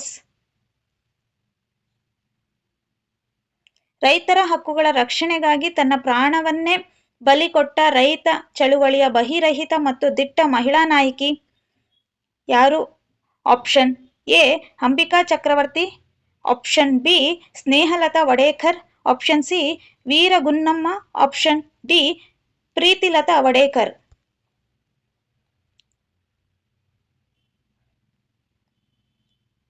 ಇದಕ್ಕೆ ಸರಿಯಾದ ಆನ್ಸರ್ ವೀರಗುನ್ನಮ್ಮ. ಇದಕ್ಕೆ ಕರೆಕ್ಟ್ ಆನ್ಸರ್ ಇಸ್ ವೀರಗುನ್ನಮ್ಮ. ಇವರು ಆಂಧ್ರ ಪ್ರದೇಶದ ಮೂಲದವರು. ಆಂಧ್ರ ಪ್ರದೇಶದ ಧೈರ್ಯಶಾಲಿ ಮಹಿಳಾ ನಾಯಕಿ ಆಗಿರ್ತಾರೆ. ಬ್ರಿಟಿಷರ ಅನ್ಯಾಯದ ನೀತಿಗಳ ವಿರುದ್ಧ ಇವರು ರೈತರ ಪರವಾಗಿ ಇವರು ಹೋರಾಟವನ್ನ ಮಾಡ್ತಾರೆ. ರೈತರ ಹಕ್ಕುಗಳಿಗಾಗಿ ಇವರು ತಮ್ಮ ಪ್ರಾಣವನ್ನೇ ತ್ಯಾಗವನ್ನ ಮಾಡ್ತಾರೆ. ಯಾರು? ವೀರಗುನ್ನಮ್ಮ ಅವರು. ಹಾಗೆ ಪ್ರೀತಿಲತಾ ವಡೇಕರ್ ಅವರು ಬೆಂಗಾಲ್ನ ಪ್ರಸಿದ್ಧ ಕ್ರಾಂತಿಕಾರಿಯಾಗಿರ್ತಾರೆ. ಇವರು 1932ರಲ್ಲಿ ಪಹಾರ್ತಲಿ ಯುರೋಪಿಯನ್ ಕ್ಲಬ್ ಮೇಲೆ ದಾಳಿಯನ್ನ ಮಾಡಿರ್ತಾರೆ. ಯಾರು? ಪ್ರೀತಿಲತಾ ವಡೇಕರ್. ಹಾಗೆ ಸ್ನೇಹಲತಾ ವಡೇಕರ್ ಅವರು ಸಮಾಜ ಹೋರಾಟಗಾರ್ತಿ ಮತ್ತು ಸುಧಾರಣಾ ಚಳುವಳಿಯ ಬೆಂಬಲಿಗರಾಗಿರ್ತಾರೆ. ಇವರು ಸಮಾಜ ಸೇವೆಗೋಸ್ಕರ ತಮ್ಮನ್ನ ತಾವು ಮುಡಿಪಾಗಿಟ್ಟಿರ್ತಾರೆ. ಅಂಬಿಕಾ ಚಕ್ರವರ್ತಿ ಅವರು ಕೂಡ ಬಂಗಾಳದ ಒಬ್ಬ ಭಾರತೀಯ ಸ್ವತಂತ್ರ ಹೋರಾಟಗಾರ್ತಿಯಾಗಿರ್ತಾರೆ. ಕ್ರಾಂತಿಕಾರಿ ಹೋರಾಟಗಾರ್ತಿಯಾಗಿರ್ತಾರೆ. ಇವರು ತಮ್ಮನ್ನ ತಾವು ಹೋರಾಟಗಳಲ್ಲೇ ತೊಡಗಿಸಿಕೊಂಡಿರ್ತಾರೆ. ಇದಿಷ್ಟು 14ನೇ ಕ್ವಶನ್ಗೆ ಸಂಬಂಧಪಟ್ಟಿರೋ ಹಾಗೆ. Next 15th question. Before the general election in October 1951, Dr. B.R. Ambedkar decided to contest the election under the party banner of option A Kisan Mazdoor Praja party, option B socialist party, option C Rama Rajya Parishad, option D scheduled caste federation. 1951ರ ಅಕ್ಟೋಬರ್ನ ಸಾಮಾನ್ಯ ಚುನಾವಣಾ ಮೊದಲು doctor B R. Ambedkar ಅವರು ಕೆಳಗಿನ ಯಾವ ಪಕ್ಷದಡಿಯಲ್ಲಿ ಚುನಾವಣೆಗೆ ಸ್ಪರ್ಧಿಸಿದ್ದರು? Option A Kisan Mazdoor Praja party, option B socialist party, option C Rama Rajya Parishad, option D scheduled caste federation.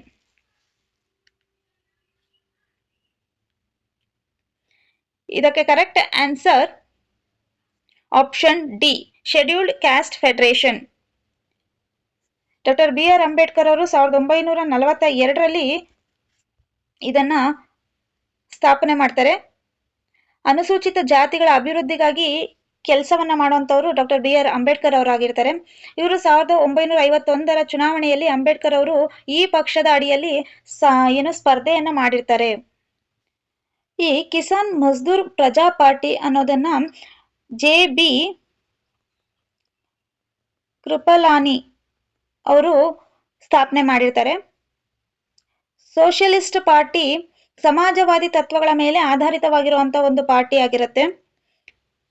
ರಾಮರಾಜ್ಯ ಪರಿಷತ್, ಈ ರಾಮರಾಜ್ಯ ಪರಿಷತ್ ಅನ್ನುವಂಥದ್ದು ಸಂಪ್ರದಾಯ ಪರ ಹಿಂದೂ ರಾಜಕೀಯ ಪಕ್ಷ ಆಗಿರುತ್ತೆ. ಇದಿಷ್ಟು 15th question. Next question 16th question ಏನೇ ಕೊಟ್ಟಿದ್ದಾರೆ ಅಂತ ನೋಡೋದಾದ್ರೆ, the famous work Vijayanagara the origin of the city and the empire was written by. Vijayanagara the origin of the city and the empire ಪ್ರಸಿದ್ಧ ಕೃತಿಯ ಲೇಖಕರು ಯಾರು? Option A Venkataramanayya N, option B Aiyangar S K, option C Venkataratna A V, option D Burton Stein. ಇದಕ್ಕೆ correct answer option B. Option B S Krishnaswami Aiyangar ಅವರು ಈ ಒಂದು ಕೃತಿಯಾದಂತಹ Vijayanagara the origin of the city and the empire ಅನ್ನೋ ಕೃತಿಯನ್ನ ಬರೆದಿರ್ತಾರೆ. ಇವರು ದಕ್ಷಿಣ ಭಾರತದ ಪ್ರಸಿದ್ಧ ಇತಿಹಾಸಕಾರರಾಗಿರ್ತಾರೆ. ವೆಂಕಟರಮಣಯ್ಯ ಅನ್ನೋರು ಕೂಡ ಪ್ರಸಿದ್ಧವಾದಂಥ ದಕ್ಷಿಣ ಭಾರತದ ಇತಿಹಾಸಕಾರರು. ಆದ್ರೆ ಈ ಒಂದು ಕೃತಿಯನ್ನ ಇವರು ಬರೆದಿಲ್ಲ. ವೆಂಕಟರತ್ನಂ ಎ.ವಿ ಇವರು ಕೂಡ ಒಬ್ಬ ಪ್ರಸಿದ್ಧ ಇತಿಹಾಸಕಾರರು, ಪಂಡಿತರು ಹಾಗೂ ಶೈಕ್ಷಣಿಕ ಲೇಖಕರು ಕೂಡ ಆಗಿರ್ತಾರೆ. ಬರ್ಟನ್ ಸ್ಟೈನ್ ಇವರು ಅಮೆರಿಕದ ಇತಿಹಾಸಕಾರರಾಗಿರ್ತಾರೆ. ಬರ್ಟನ್ ಸ್ಟೈನ್ ಅಮೆರಿಕದ ಇತಿಹಾಸಕಾರರಾಗಿರ್ತಾರೆ. Next question 17th question. From Akbar to Aurangzeb was the famous work of W Hunter, option B V S. Smith, option C W H. Moreland, option D Elphinstone. ಅಕ್ಬರ್ನಿಂದ ಔರಂಗಜೇಬ್ ವರೆಗೆ ಎಂಬ ಪುಸ್ತಕವನ್ನ ಬರೆದಂತಹ ಕರ್ತೃ ಯಾರು ಅಂತ ನೋಡೋದಾದ್ರೆ, ಇದಕ್ಕೆ correct answer option C W H. Moreland. Akbar to Aurangzeb ಅನ್ನುವಂಥ ಕೃತಿಯನ್ನ ಬರೆದಿರ್ತಾರೆ. ಇವರು ಡಬ್ಲ್ಯೂ ಹಂಟರ್ ಅವರು ಬ್ರಿಟಿಷ್ ಇತಿಹಾಸಕಾರರು. ಭಾರತದಲ್ಲಿ ಆಡಳಿತಾಧಿಕಾರಿಯಾಗಿ ಕಾರ್ಯವನ್ನ ನಿರ್ವಹಿಸಿರ್ತಾರೆ. ಇವರ ಒಂದು ಕೃತಿ ಬಂದ್ಬಿಟ್ಟು ದಿ ಇಂಡಿಯನ್ ಎಂಪೈರ್ ಅನ್ನೋ ಒಂದು ಕೃತಿಯನ್ನ ಇವರು ಬರೆದಿರ್ತಾರೆ. ವಿ.ಎಸ್. ಸ್ಮಿತ್ ಅವರು V.S. ಸ್ಮಿತ್ ಅವರು ಐರಿಷ್ ಇತಿಹಾಸಕಾರರಾಗಿರ್ತಾರೆ. ಮೊಘಲ್ ಇತಿಹಾಸದ ಮೇಲೆ ಹಲವಾರು ಕೃತಿಗಳನ್ನ ಇವರು ರಚಿಸಿರ್ತಾರೆ. ಅಕ್ಬರ್ ದ ಗ್ರೇಟ್ ಮೊಘಲ್ ಅನ್ನುವಂಥ ಕೃತಿಯನ್ನ V.S. ಸ್ಮಿತ್ ಅವರು ಬರೆದಿರ್ತಾರೆ. ಆಮೇಲೆ ಇವರು ಎಲ್ಫೆನ್ಸ್ಟೋನ್ ಅನ್ನುವಂಥವ್ರು ಬ್ರಿಟಿಷ್ ಆಡಳಿತಗಾರಿ ಮತ್ತು ಇವರು ಇತಿಹಾಸಕಾರರು ಕೂಡ ಆಗಿರ್ತಾರೆ. ಇವರು ಹಿಸ್ಟ್ರಿ ಆಫ್ ಇಂಡಿಯಾ ಅನ್ನುವಂಥ ಕೃತಿಯನ್ನ ಬರೆದಿರ್ತಾರೆ ಎಲ್ಫೆನ್ಸ್ಟೋನ್ ಅವರು. W.H. ಮೊರ್ಲ್ಯಾಂಡ್ ಅನ್ನೋಂಥವ್ರು ಬಂದ್ಬಿಟ್ಟು ಈ ಒಂದು ಕೃತಿ ಅಕ್ಬರ್ ಟು ಔರಂಗಜೇಬ್ ಅನ್ನುವಂಥ ಕೃತಿಯನ್ನ ಬರೆದಿದ್ದಂಥವ್ರು. Option C W.H. ಮೊರ್ಲ್ಯಾಂಡ್ ಅವರು. ನೆಕ್ಸ್ಟ್ 18ನೇ question, Chalukya Vikrama era was started by. ಏನು ಚಾಲುಕ್ಯ ವಿಕ್ರಮ ಶಕೆ ಡ್ಯಾಶ್ ಕಾಲದಲ್ಲಿ ಪ್ರಾರಂಭವಾಯಿತು? 1ನೇ ವಿಕ್ರಮಾದಿತ್ಯ, ಆಪ್ಷನ್ ಬಿ 6ನೇ ವಿಕ್ರಮಾದಿತ್ಯ, ಆಪ್ಷನ್ ಸಿ 3ನೇ ವಿಕ್ರಮಾದಿತ್ಯ, ಆಪ್ಷನ್ ಡಿ ವಿಜಯಾದಿತ್ಯ. ಇದಕ್ಕೆ ಕರೆಕ್ಟ್ ಆನ್ಸರ್ ನೋಡೋದಾದ್ರೆ ಆಪ್ಷನ್ ಬಿ 6ನೇ ವಿಕ್ರಮಾದಿತ್ಯ. ಅಂದ್ರೆ ಕ್ರಿಸ್ತ ಶಕ 1076ರಿಂದ 1126ರವರೆಗೆ ಈತ ಇರ್ತಾನೆ. 1076ರನ್ನ ನಾವು ಏನಂತ ಕರಿತೀವಿ? ವಿಕ್ರಮ ಶಕೆ ಅಂತ ಕರಿತೀವಿ.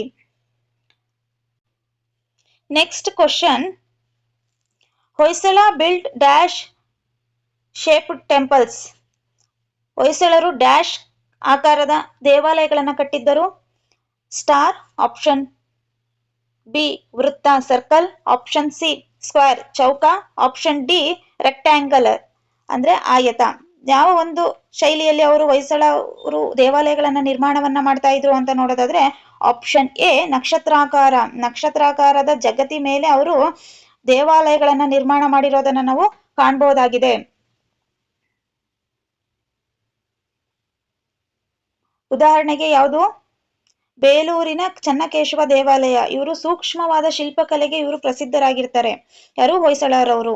ನೆಕ್ಸ್ಟ್ 20ನೇ question, Vijayanagara kingdom was ruled by dash dynasties. Option A 2, option B 4, option C 3, option D 5. Vijayanagara ಸಾಮ್ರಾಜ್ಯವನ್ನ ಡ್ಯಾಶ್ ಸಂತತಿಗಳು ಆಳಿದ್ರು? ಎಷ್ಟು ಸಂತತಿಗಳು ಆಳಿದ್ರು? 4 ಸಂತತಿಗಳು ಆಳಿದ್ರು. ಸಂಗಮ, ಸಾಳುವ, ತುಳುವ ಅನ್ನುವಂಥ ಡೈನಾಸ್ಟಿ ಆಳ್ವಿಕೆಯನ್ನ ಮಾಡಿರ್ತಾರೆ ಅನ್ನೋದು ನಮಗೆ ಗೊತ್ತಿರುವಂತ ವಿಚಾರ ಆಗಿದೆ. ನೆಕ್ಸ್ಟ್ ಕ್ವಶನ್ ಏನಿದೆ? Who said I can drain their resource by land but I cannot dry the sea. ನಾನು ಅವರ ಸಂಪನ್ಮೂಲಗಳನ್ನ ನೆಲದ ಮೂಲಕ ನಾಶಪಡಿಸಬಲ್ಲೆ, ಆದರೆ ನಾನು ಸಮುದ್ರವನ್ನ ಒಣಗಿಸಲು ಸಾಧ್ಯವಿಲ್ಲ ಎಂದು ಹೇಳಿದವರು ಯಾರು? Option A Tipu Sultan, option B Zaman Shah, option C Hyder Ali, option D Nizam.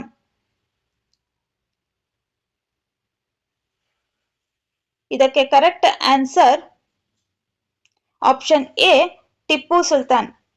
Option A Tipu Sultan is the correct answer. ಇವನ ಕಾಲಾವಧಿ 1751ರಿಂದ 1791. 1791ರಲ್ಲಿ ಆಂಗ್ಲೋ ಮರಾಠ ಯುದ್ಧ, 4ನೇ ಆಂಗ್ಲೋ ಮರಾಠ ಯುದ್ಧ ನಂತರ ಟಿಪ್ಪು ಮರಣ ಆಗ್ತಾನೆ. ಜಮಾನ್ ಶಾ ಅನ್ನುವಂಥವನು ಈತ ದುರಾನಿ ಎಂಪೈರ್ ಏನಿದೆ, ದುರಾನಿ ಎಂಪೈರ್ಗೆ ಸೇರಿರುವಂತಹ ಒಬ್ಬ ರಾಜ ಆಗಿರ್ತಾನೆ. ದುರಾನಿ ಎಂಪೈರ್ ಬಂದ್ಬಿಟ್ಟು ಅಫ್ಘಾನಿಸ್ತಾನದಲ್ಲಿ ಇರುವಂತದ್ದಾಗಿದೆ. ಹೈದರ್ ಅಲಿ ಬಂದ್ಬಿಟ್ಟು ಟಿಪ್ಪು ಸುಲ್ತಾನನ ತಂದೆ. ಹೈದರ್ ಅಲಿ 1ನೇ ಆಂಗ್ಲೋ ಮೈಸೂರು ಯುದ್ಧದಲ್ಲಿ ಹೈದರ್ ಅಲಿ ಇರ್ತಾನೆ. 2ನೇ ಆಂಗ್ಲೋ ಮೈಸೂರು ಯುದ್ಧದಲ್ಲೂ ಹೈದರ್ ಅಲಿ ಇರ್ತಾನೆ. ಮಧ್ಯದಲ್ಲಿ ಆತ ಮರಣ ಹೊಂತಾನೆ. ನೆಕ್ಸ್ಟ್ ನಿಜಾಮ್ರು ಅಂದ್ರೆ ಹೈದರಾಬಾದಿನ ನಿಜಾಮರು ಫೇಮಸ್, ನಮ್ಗೆ ಆಲ್ರೆಡಿ ಗೊತ್ತಿರುವಂತ ವಿಚಾರ ಇದು. ನೆಕ್ಸ್ಟ್ 22nd ಕ್ವಶನ್ ಏನಿದೆ? The integration of Hyderabad Karnataka region into Mysuru in.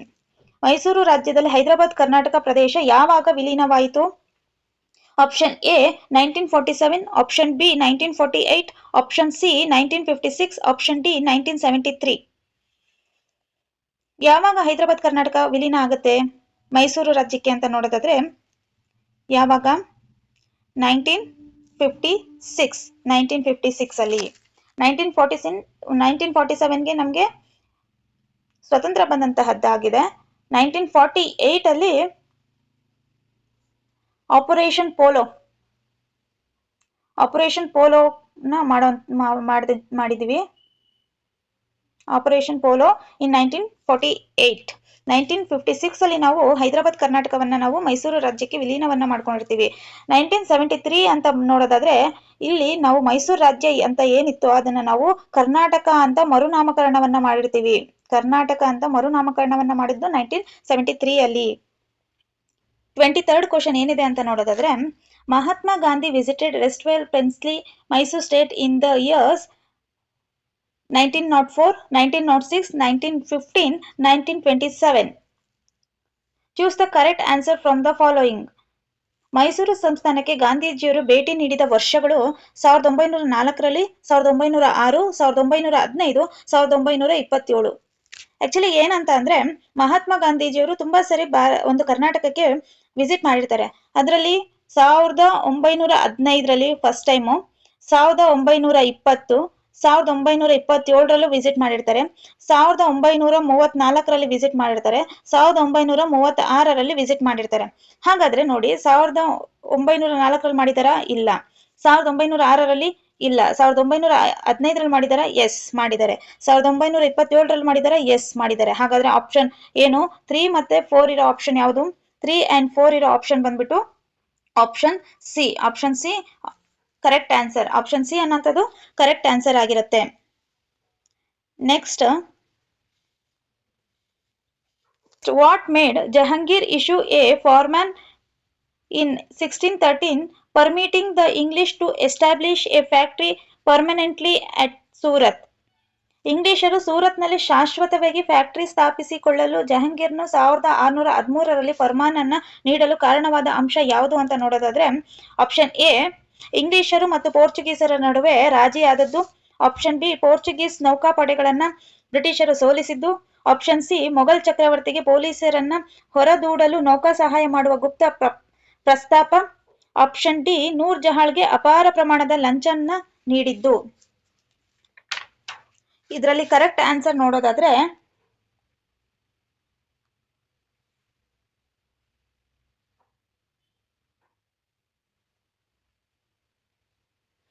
Option B is the correct answer.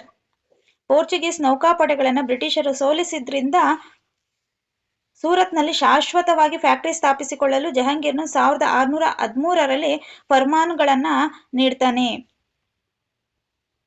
Next, the English East India company was popularly nicknamed as the.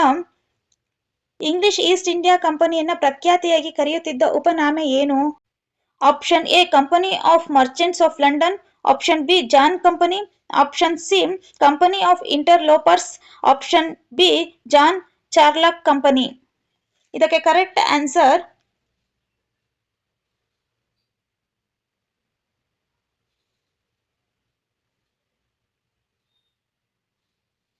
Option B correct answer. John company ಅನ್ನೋಂಥದ್ದು correct answer ಆಗಿರುತ್ತೆ. East India ಕಂಪನಿಯನ್ನ ಜನಪ್ರಿಯವಾಗಿ John company ಅಂತ ಕರಿತಾ ಇದ್ರು. 18 ಮತ್ತು 19ನೇ ಶತಮಾನದಲ್ಲಿ ಈ ಹೆಸರು ಏನಿದೆ ಜಾನ್ ಕಂಪನಿ ತುಂಬಾ ಪ್ರಸಿದ್ಧವಾಗುತ್ತೆ. ಭಾರತೀಯರು ಮತ್ತು ಬ್ರಿಟಿಷರು ಈ ಹೆಸರುಗಳನ್ನ ಬಳಸ್ತಾ ಇದ್ರು. ಭಾರತದಲ್ಲಿ ವ್ಯಾಪಾರ ಮತ್ತು ಆಡಳಿತದ ಮೇಲೆ ಕಂಪನಿಯ ಪ್ರಭಾವವನ್ನ ಇರೋದನ್ನ ನಾವು ನೋಡಬಹುದಾಗಿದೆ. 26th ಕ್ವಶನ್ ಏನಿದೆ ಅಂತ ನೋಡೋದಾದ್ರೆ, the supreme court at Kolkata was established by. ಕೋಲ್ಕತ್ತಾದಲ್ಲಿ ಸುಪ್ರೀಂ ಕೋರ್ಟ್ ಅನ್ನು ಸ್ಥಾಪಿಸಲು ಅನುವು ಮಾಡಿಕೊಟ್ಟಂತಹ ಕಾಯ್ದೆ ಯಾವುದು? Option A regulating act of 1773, pits India act of 1784, charter act of 1793, charter act of 1813. ಯಾವ ಒಂದು ಕಾಯ್ದೆ ಸುಪ್ರೀಂ ಕೋರ್ಟ್ಗೆ ಅನುವು ಮಾಡಿಕೊಡುತ್ತೆ ಅಂತ ನೋಡೋದಾದ್ರೆ, ಇದಕ್ಕೆ ಸರಿಯಾದ ಉತ್ತರ option A regulating act of 1773. 1773 ಅಲ್ಲಿ ರೆಗ್ಯುಲೇಟಿಂಗ್ ಆಕ್ಟ್ ಬರುತ್ತೆ. ಆಗ 1774 ಅಲ್ಲಿ ಕಲ್ಕತ್ತಾದಲ್ಲಿ ಸುಪ್ರೀಂ ಕೋರ್ಟ್ ಅನ್ನ ಸ್ಥಾಪನೆಯನ್ನ ಮಾಡ್ತೀವಿ. ಇಲ್ಲಿ ಬಂಗಾಳದ ಗವರ್ನರ್ ಜನರಲ್ ಹುದ್ದೆಯನ್ನ ಈ ಒಂದು ರೆಗ್ಯುಲೇಟಿಂಗ್ ಆಕ್ಟ್ ನ ಮೂಲಕ ಸ್ಥಾಪನೆ ಮಾಡಲಾಗುತ್ತೆ. ಹಾಗಾಗಿ ಮೊದಲನೇ ಗವರ್ನರ್ ಜನರಲ್ ಯಾರು ಅಂದ್ರೆ ವಾರ್ನ್ ಹೇಸ್ಟಿಂಗ್ ಆಗಿರ್ತಾನೆ. Next question, in respect of which of the following social reforms did Ishwar Chandra Vidyasagar wage a long and memorable struggle? ಕೆಳಗಿನ ಯಾವ ಸಾಮಾಜಿಕ ಸುಧಾರಣೆಗಾಗಿ ಈಶ್ವರ್ ಚಂದ್ರ ವಿದ್ಯಾಸಾಗರ್ ಅವರು ದೀರ್ಘವಾದ ಹಾಗೂ ನೆನಪಿಗೆ ಉಳಿಯಬಲ್ಲಂತಹ ಹೋರಾಟವನ್ನ ನಡೆಸಿದ್ರು ಅಂತ ನೋಡೋದಾದ್ರೆ, option A widow remarriage, option B abolition of child marriage, option C ಬಹುಪತಿತ್ವ ವಿರುದ್ಧ ಆಂದೋಲನ, ಆಪ್ಷನ್ ಡಿ ಸ್ತ್ರೀ ಶಿಕ್ಷಣ. ಇದಕ್ಕೆ ಕರೆಕ್ಟ್ ಆನ್ಸರ್ ನೋಡೋದಾದ್ರೆ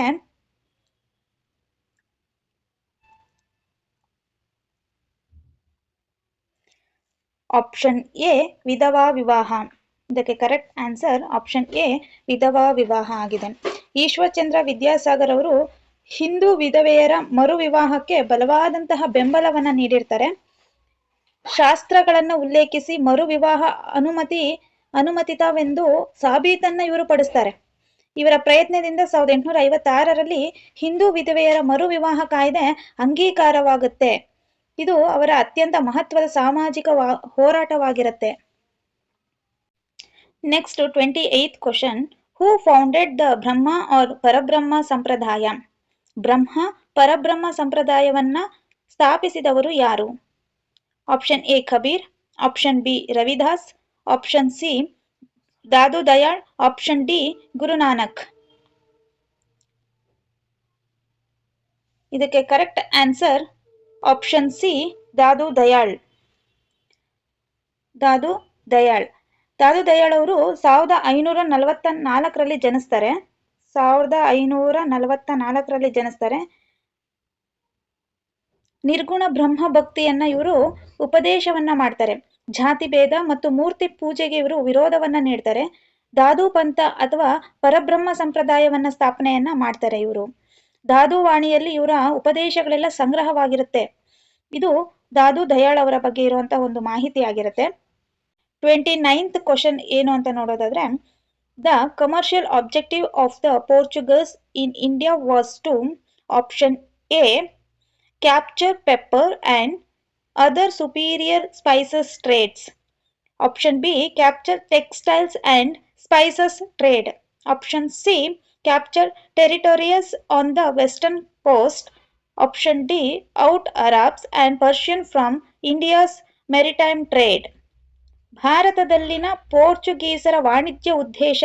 ಆಪ್ಷನ್ ಎ ಕಾಳು ಮೆಣಸು ಮತ್ತಿತರ ಶ್ರೇಷ್ಠ ಸಾಂಬಾರು ವ್ಯಾಪಾರವನ್ನು ವಶಪಡಿಸಿಕೊಳ್ಳುವುದು. ಆಪ್ಷನ್ ಬಿ ಬಟ್ಟೆ ಮತ್ತು ಸಾಂಬಾರ ವ್ಯಾಪಾರವನ್ನು ವಶಪಡಿಸಿಕೊಳ್ಳುವುದು. ಆಪ್ಷನ್ ಸಿ ಪಶ್ಚಿಮ ಕರಾವಳಿ ಪ್ರದೇಶಗಳನ್ನು ವಶಪಡಿಸಿಕೊಳ್ಳುವಂಥದ್ದು. ಆಪ್ಷನ್ ಡಿ ಭಾರತದ ಸಮುದ್ರ ವ್ಯಾಪಾರದಿಂದ ಅರಬ್ಬರು ಮತ್ತು ಪರ್ಷಿಯನ್ನರನ್ನ ಹೊರದೂಡುವುದು. ಇದಕ್ಕೆ correct answer option A capture pepper and other superior spices trades. ಕಾಳು ಮೆಣಸು ಮತ್ತಿತರ ಶ್ರೇಷ್ಠ ಸಾಂಬಾರ ವ್ಯಾಪಾರವನ್ನ ವಶಪಡಿಸಿಕೊಳ್ಳುವುದಾಗಿತ್ತು. ಇನ್ನು 1498ರಲ್ಲಿ ವಾಸ್ಕೋಟಿ ಗಾಮ ಭಾರತಕ್ಕೆ ಬಂದ ನಂತರ ಪೋರ್ಚುಗೀಸರು ವ್ಯಾಪಾರವನ್ನ ಪ್ರಾರಂಭಿಸ್ತಾರೆ. ಮೆಣಸು ಮತ್ತಿತರ ಮಸಾಲೆ ಪದಾರ್ಥಗಳ ಮೂಲಕ ವ್ಯಾಪಾರವನ್ನ ಮಾಡ್ತಾ ಅವರು ತಮ್ಮ ಹಿಡಿತವನ್ನ ಸಾಧಿಸ್ಕೊಳ್ತಾರೆ. ಯುರೋಪಿನಲ್ಲಿ ಮಸಾಲೆಗೆ ಹೆಚ್ಚು ಬೇಡಿಕೆ ಇತ್ತು. ಇದು ಅವರ ಪ್ರಮುಖ ವಾಣಿಜ್ಯ ಉದ್ದೇಶ ಆಗಿರುತ್ತೆ. ಈ ಒಂದು ಕಾಳು ಮೆಣಸು ಮತ್ತಿತರ ಶ್ರೇಷ್ಠ ಸಾಂಬಾರು ವ್ಯಾಪಾರವನ್ನ ವಶಪಡಿಸಿಕೊಳ್ಳೋದು. ನೆಕ್ಸ್ಟ್ ಕ್ವಶನ್ ನೋಡೋದಾದ್ರೆ,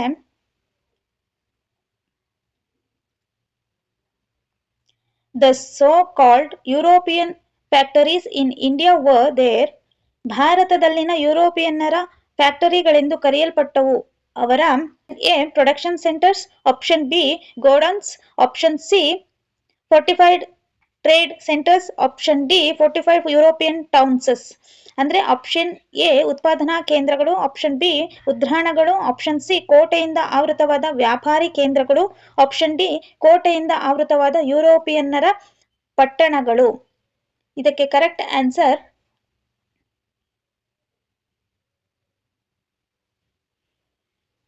ಆಪ್ಷನ್ ಸಿ ಕೋಟೆಯಿಂದ ಆವೃತವಾದಂತಹ ವ್ಯಾಪಾರಿ ಕೇಂದ್ರಗಳು. ಯುರೋಪಿಯನ್ ಫ್ಯಾಕ್ಟರಿಗಳು ಕೋಟೆಯಂತೆ ರಕ್ಷಿತ ವ್ಯಾಪಾರ ಕೇಂದ್ರಗಳಾಗಿರ್ತವೆ. ಸೂರತ್ ಆಗಿರ್ಬೋದು, ಮದ್ರಾಸು, ಬಾಂಬೆ, ಕಲ್ಕತ್ತಾ ಇವೆಲ್ಲವನ್ನ ನಾವು ವ್ಯಾಪಾರಿ ಕೇಂದ್ರಗಳು ಆಗಿದ್ವು ಅನ್ನೋದ್ರ ಬಗ್ಗೆ ನಾವು ನೋಡಬಹುದಾಗಿದೆ. ಯಾವುದು? ಸೂರತ್, ಮದ್ರಾಸ್ ಅಂದ್ರೆ ಈಗಿನ ಚೆನ್ನೈ, ಬಾಂಬೆ ಈಗಿನ ಮುಂಬೈ, ಕಲ್ಕತ್ತಾ ಇವು 4 ವ್ಯಾಪಾರ ಕೇಂದ್ರಗಳಾಗಿದ್ವು. Next 31st question. The first step of research is. ಇದು ನೋಡಿ, ಸಂಶೋಧನೆಯ ಮೊದಲ ಹೆಜ್ಜೆ ಏನು? Selecting a problem, option B searching a problem, option C finding a problem, option D identifying a problem.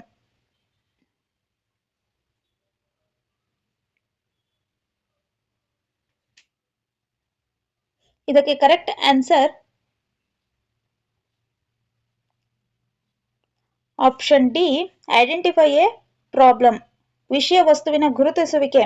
First step ಏನಂದ್ರೆ ಏನ್ ವಿಷಯ ಇದೆ ಅನ್ನೋದ್ರ ಬಗ್ಗೆ ಗುರುತಿಸೋದು ಫಸ್ಟ್ ಸ್ಟೆಪ್ ಆಗಿರುತ್ತೆ. Identify the problem is the first step. Second ಒಂದು ರಿವ್ಯೂ ಲಿಟ್ರೇಚರ್ ಆಗಿರುತ್ತೆ. Third one formulate hypothesis. Hypothesis ಅಂದ್ರೆ ಪ್ರಾಕಲ್ಪನೆಗಳು. ಫೋರ್ತ್ ಒಂದು ರಿಸರ್ಚ್ ಡಿಸೈನ್ ಮಾಡುವಂಥದ್ದು, ರಿಸರ್ಚ್ನ ಡಿಸೈನ್ ಮಾಡುವಂಥದ್ದು. ಫಿಫ್ತ್ ಒಂದು ಡಾಟಾ ಕಲೆಕ್ಷನ್. ಸಿಕ್ಸ್ತ್ ಏನ್ ಮಾಡ್ತೀವಿ, ಅನಾಲಿಸಿಸ್ ಮಾಡ್ತೀವಿ. ನೆಕ್ಸ್ಟ್ ಲಾಸ್ಟ್ ಅಂತ ಅಂದ್ರೆ ಅದು ಕನ್ಕ್ಲೂಷನ್ ಕೊಡ್ತೀವಿ. ಇದಿಷ್ಟು ರಿಸರ್ಚ್ ಪ್ರೋಸೆಸ್ ಆಗಿರುತ್ತೆ. Next question, research problem is selected from the stand point of. ಸಂಶೋಧನಾ ವಿಷಯ ವಸ್ತುವನ್ನ ಈ ನಿಲುವಿನಿಂದ ಆಯ್ಕೆ ಮಾಡಿಕೊಳ್ಳಬೇಕು. ಆಪ್ಷನ್ ಎ ಸಂಶೋಧನಾಕಾರನ ಆಸಕ್ತಿಯಿಂದನ, ಆಪ್ಷನ್ ಬಿ ಹಣಕಾಸಿನ ನೆರವಿಂದನ, ಆಪ್ಷನ್ ಸಿ ಸಾಮಾಜಿಕ ಪ್ರಸ್ತುತತೆ, ಆಪ್ಷನ್ ಡಿ ಅಗತ್ಯ ಸಾಹಿತ್ಯದ ಲಭ್ಯತೆ.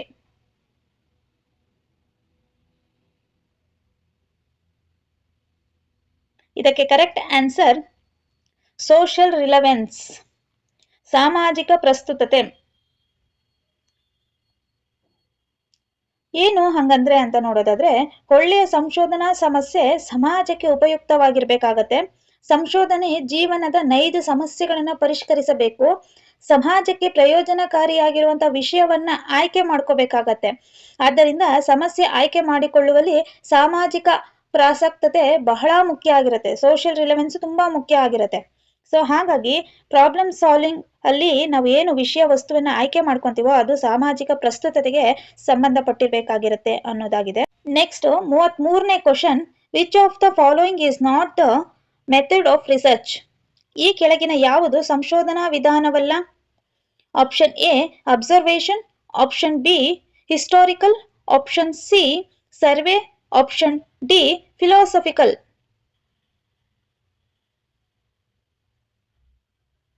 ಇದಕ್ಕೆ correct answer option D philosophical. Observation ಆಗಿರ್ಬೋದು, ಸರ್ವೆ ಆಗಿರ್ಬೋದು, ಹಾಗೆ ಹಿಸ್ಟಾರಿಕಲ್ ಅನ್ನೋಂಥದ್ದು ಇದು ಸಂಶೋಧನಾ ವಿಧಾನ ಅಲ್ಲ. ಇದು ಶಿಕ್ಷಣ ಮತ್ತು ಸಾಮಾಜಿಕ ವಿಜ್ಞಾನದ ವಿಧಾನಗಳಾಗಿರ್ತವೆ.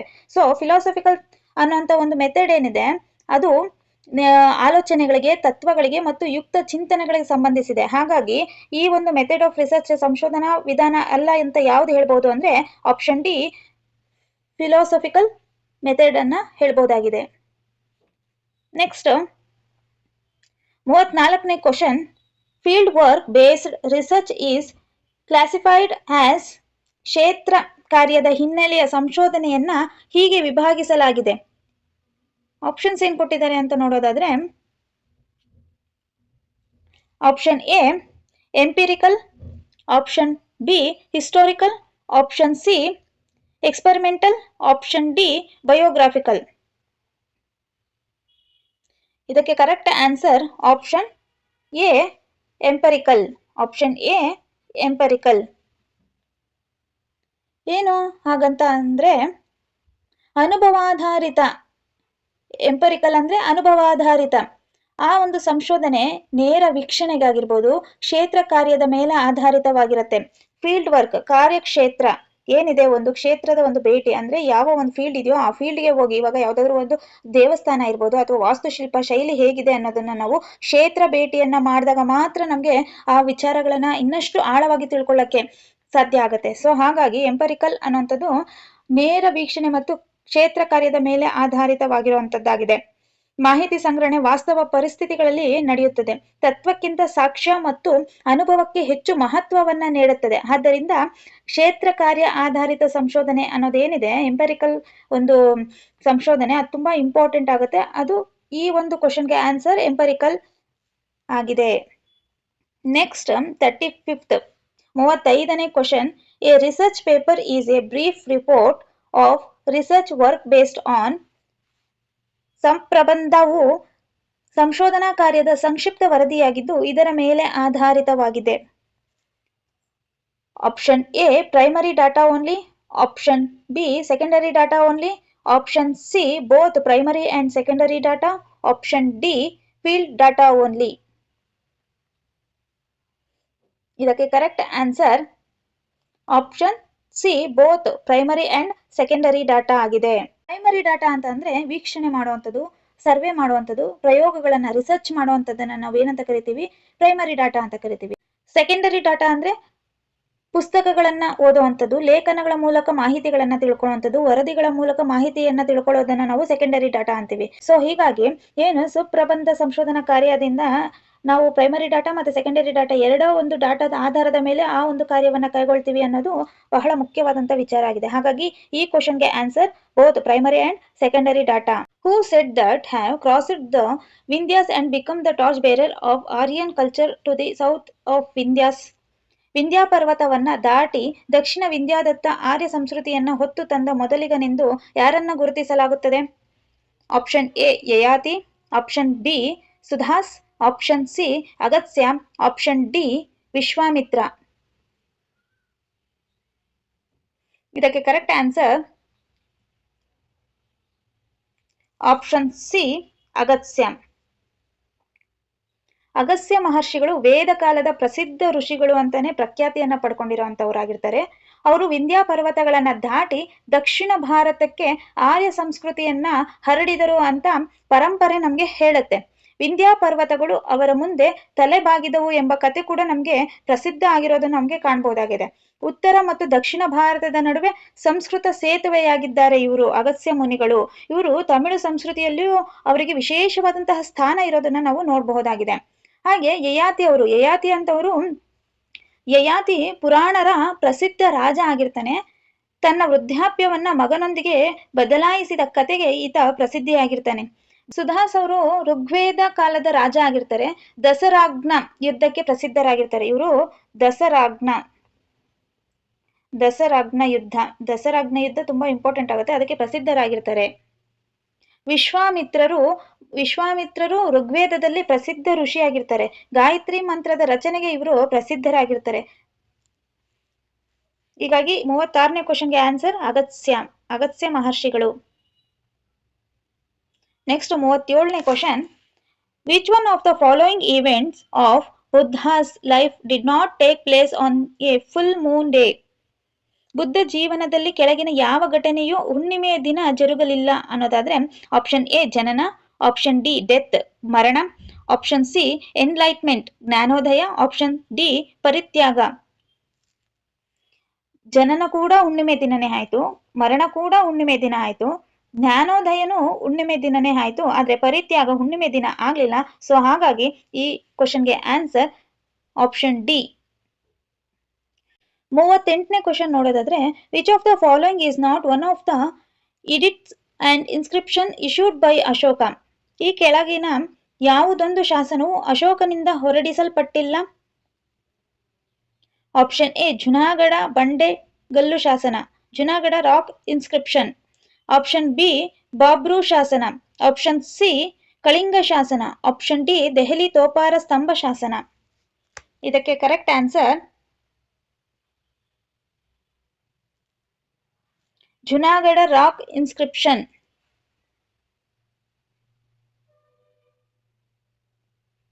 ಕರೆಕ್ಟ್ ಆನ್ಸರ್ ಜುನಾಗಢ ಬಂಡೆಗಲ್ಲು ಶಾಸನ. ಈ ಒಂದು ಬಬ್ರು ಶಾಸನ ಇದೆಯಲ್ಲ, ಬಾಬ್ರು ಶಾಸನ ಅನ್ನೋಂಥದ್ದು ಅಶೋಕನಿಂದ ಹೊರಡಿಸಲ್ಪಟ್ಟಿರುವಂತಹ ಒಂದು ಶಾಸನ ಆಗಿದೆ, ಬೌದ್ಧ ಧರ್ಮಕ್ಕೆ ಸಂಬಂಧಪಟ್ಟಿರುವಂತದ್ದು. ಮತ್ತೆ ಕಳಿಂಗ ಶಾಸನ ಕೂಡ ಅಶೋಕ ಹೊರಡಿಸಿರುವಂತಹ ಶಾಸನ ಆಗಿದೆ. ದೆಹಲಿ ತೋಪಾರ ಸ್ತಂಭ ಶಾಸನ ಏನಿದೆ ಅದು ಮೂಲತಃ ಹರಿಯಾಣದ ತೋಪ್ರಾದಲ್ಲಿ ಸ್ಥಾಪಿಸಲ್ಪಟ್ಟಿರುವಂತದ್ದು. ಇದನ್ನ ಅಶೋಕನ ಸ್ತಂಭ ಶಾಸನ ಆಗಿದೆ. ಇದು ಕೂಡ ಅಶೋಕನೇ ಈ ಸ್ತಂಭ ಶಾಸನವನ್ನ ನಿರ್ಮಾಣವನ್ನ ಮಾಡಿದವನು. ಆದ್ರೆ ಜುನಾಗಢದ ಬಂಡೆಗಲ್ಲು ಶಾಸನವನ್ನ ಒಂದನೇ ರುದ್ರಧಾಮ ನಿರ್ಮಾಣ ಮಾಡಿರ್ತಾನೆ. ಸೊ ಹಾಗಾಗಿ ಇದಕ್ಕೆ correct answer option A. Next 39ನೇ question. The most ancient fort of Karnataka is in? ಕರ್ನಾಟಕದ ಅತ್ಯಂತ ಪ್ರಾಚೀನ ಕೋಟೆಯು ಡ್ಯಾಶ್ ಎಲ್ಲಿದೆ? Option A Chitradurga, option B Badami, option C Sannati, option D Koppal. ಇದಕ್ಕೆ ಕರೆಕ್ಟ್ ಆನ್ಸರ್ ಬಾದಾಮಿಯನ್ನ ನಾವು ಪ್ರಾಚೀನ ಕಾಲದಲ್ಲಿ ವಾತಾಪಿ ಅಂತ ಕರೀತಿದ್ರು. ಚಾಳುಕ್ಯರ ರಾಜಧಾನಿಯಾಗಿತ್ತು. ಕ್ರಿಸ್ತಶಕ 6ನೇ ಶತಮಾನದಲ್ಲಿ ಚಾಳುಕ್ಯರು ಇಲ್ಲಿ ಆಳ್ವಿಕೆಯನ್ನ ನಡೆಸ್ತಾ ಇದ್ರು. ಬಾದಾಮಿ ಕೋಟೆ ಕರ್ನಾಟಕದ ಅತ್ಯಂತ ಪ್ರಾಚೀನ ಕೋಟೆಗಳಲ್ಲಿ ಒಂದಾಗಿದೆ. ಇದು ಬೆಟ್ಟದ ಮೇಲೆ ನಿರ್ಮಿತವಾಗಿದ್ದು ಕಲ್ಲಿನ ಬಂಡೆಗಳಿಂದ ರಕ್ಷಿತವಾಗಿದೆ. ಇಲ್ಲಿ ಪ್ರಸಿದ್ಧ ಶಿಲಾ ಗುಹಾ ದೇವಾಲಯಗಳು ಕೂಡ ಈ ಬಾದಾಮಿಯಲ್ಲಿರೋದನ್ನ ನಾವು ಕಾಣಬಹುದಾಗಿದೆ. ಹಾಗೆ ಚಿತ್ರದುರ್ಗ ಅನ್ನುವಂಥದ್ದು ಇದು ಪ್ರಸಿದ್ಧವಾದಂಥ ಕೋಟೆ ಇರುವಂತಹ ಒಂದು ಜಿಲ್ಲೆ ಆಗಿದೆ ಕರ್ನಾಟಕದಲ್ಲಿ. ಚಿತ್ರದುರ್ಗ ಚಿತ್ರದುರ್ಗ ಕೋಟೆ ಪ್ರಸಿದ್ಧವಾದದ್ದು ಮತ್ತೆ ಭವ್ಯವಾದದ್ದಾಗಿದೆ. 15ನೇ ಶತಮಾನದಿಂದ 18ನೇ ಶತಮಾನದ ನಾಯಕರಿಂದ ಇವರು ಇದು ಅಭಿವೃದ್ಧಿಯನ್ನ ಹೊಂದಿರುತ್ತೆ. ಯಾವುದು ಚಿತ್ರದುರ್ಗ ಕೋಟೆ.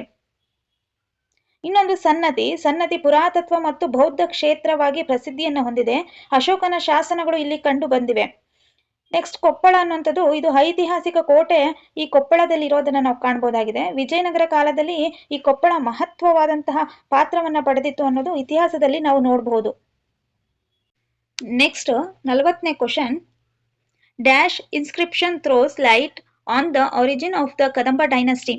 ಡ್ಯಾಶ್ ಶಾಸನವು ಕದಂಬ ವಂಶದ ಉಗಮದ ಬಗ್ಗೆ ಬೆಳಕು ಚೆಲ್ಲುತ್ತದೆ ಅನ್ನೋದಾದ್ರೆ option A Chandravalli, option B Mavali, option C Talagunda, option D Gudnapura. ಇದಕ್ಕೆ ಕರೆಕ್ಟ್ ಆನ್ಸರ್ ತಾಳಗುಂದ.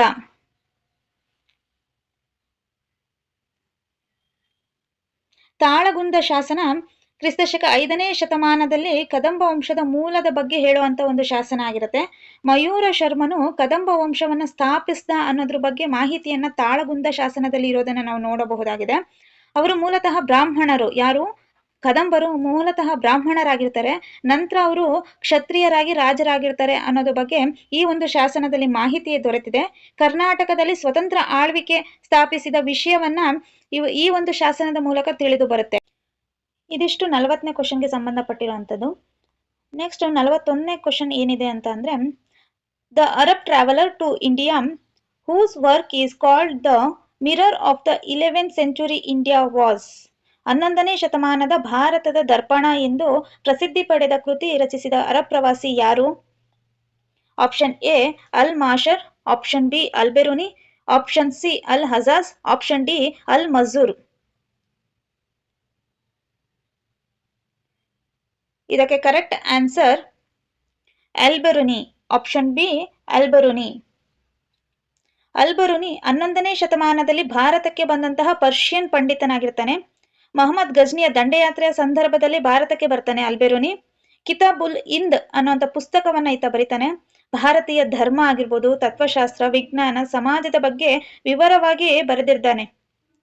ಅದರಿಂದ ಇವನ ಕೃತಿ 11ನೇ ಶತಮಾನದ ಕನ್ನಡಿ ಅಥವಾ 11ನೇ ಶತಮಾನದ ದರ್ಪಣ ಅಂತ ಕರಿತೀವಿ ಇತಿಹಾಸದಲ್ಲಿ. ನೆಕ್ಸ್ಟ್ 42ನೇ question. In which century urbanisation began in medieval India. ಮಧ್ಯಕಾಲೀನ ಭಾರತದಲ್ಲಿ ನಗರೀಕರಣ ಯಾವ ಇಸವಿಯಲ್ಲಿ ಆಯಿತು? Option A 11th century, option B 13th century, option C 14th century, option D 8th century. ಮಧ್ಯಕಾಲೀನ ಭಾರತದಲ್ಲಿ ನಗರೀಕರಣ ಯಾವ ಇಸ್ವಿಯಲ್ಲಿ ಆಯಿತು? ಇದಕ್ಕೆ ಕರೆಕ್ಟ್ ಆನ್ಸರ್ 13th ಸೆಂಚುರಿ. 1206ರಲ್ಲಿ ದೆಹಲಿ ಸುಲ್ತಾನ ಸ್ಥಾಪನೆಯ ನಂತರ ನಗರೀಕರಣ ವೇಗವಾಗಿ ಬೆಳವಣಿಗೆ ಆಗುತ್ತೆ. ದೆಹಲಿ ಮುಂತಾದ ನಗರಗಳು ರಾಜಕೀಯ ಮತ್ತು ಆಡಳಿತ ಕೇಂದ್ರಗಳಾಗಿರ್ತವೆ. ವ್ಯಾಪಾರ, ಕೈಗಾರಿಕೆ, ನಾಣ್ಯ, ಆರ್ಥಿಕತೆ ಬೆಳವಣಿಗೆಗೆ ಈ ಒಂದು 13ನೇ ಶತಮಾನ ಕಾಣಬಹುದಾಗಿದೆ. ಆದ್ದರಿಂದ 13ನೇ ಶತಮಾನವನ್ನ ನಾವು ನಗರೀಕರಣ ಪ್ರಾರಂಭವಾಯಿತು 13ನೇ ಶತಮಾನದಲ್ಲಿ ಅನ್ನೋದ್ರ ಬಗ್ಗೆ ಹೇಳ್ಬಹುದಾಗಿದೆ. ನೆಕ್ಸ್ಟ್ 43ನೇ question. Jharokha e Darshan was the brain child of. Jharokha e Darshan ಯಾರ ಚಿಂತನೆಯ ಕೂಸಾಗಿತ್ತು? Option A Babar, option B Akbar, option C Jahangir, option D Aurangzeb. ಈ ಒಂದು ಕ್ವಶನ್ಗೆ answer option B Akbar. Jharokha e Darshan ಪದ್ಧತಿ ಅಕ್ಬರ್ನ ಕಾಲದಲ್ಲಿ ಕಾಣಬಹುದಾಗಿದೆ. ಪ್ರತಿದಿನ ಬೆಳಿಗ್ಗೆ ಅರಮನೆಯ ಬಾಲ್ಕನಿಯಲ್ಲಿ ನಿಂತ್ಕೊಂಡು ಪ್ರಜೆಗಳಿಗೆ ದರ್ಶನವನ್ನ ನೀಡುವಂಥದ್ದು ಒಂದು ಪದ್ಧತಿ ಆಗಿರುತ್ತೆ ಈ ಒಂದು ಜರೋಖ-ಇ-ದರ್ಶನ್ ಅನ್ನುವಂಥದ್ದು. ಇದರಿಂದ ರಾಜ ಮತ್ತು ಪ್ರಜೆಗಳ ನಡುವಿನ ನಿಕಟ ಸಂಬಂಧ ಬೆಳೆಯುತ್ತಾ ಹೋಗುತ್ತೆ.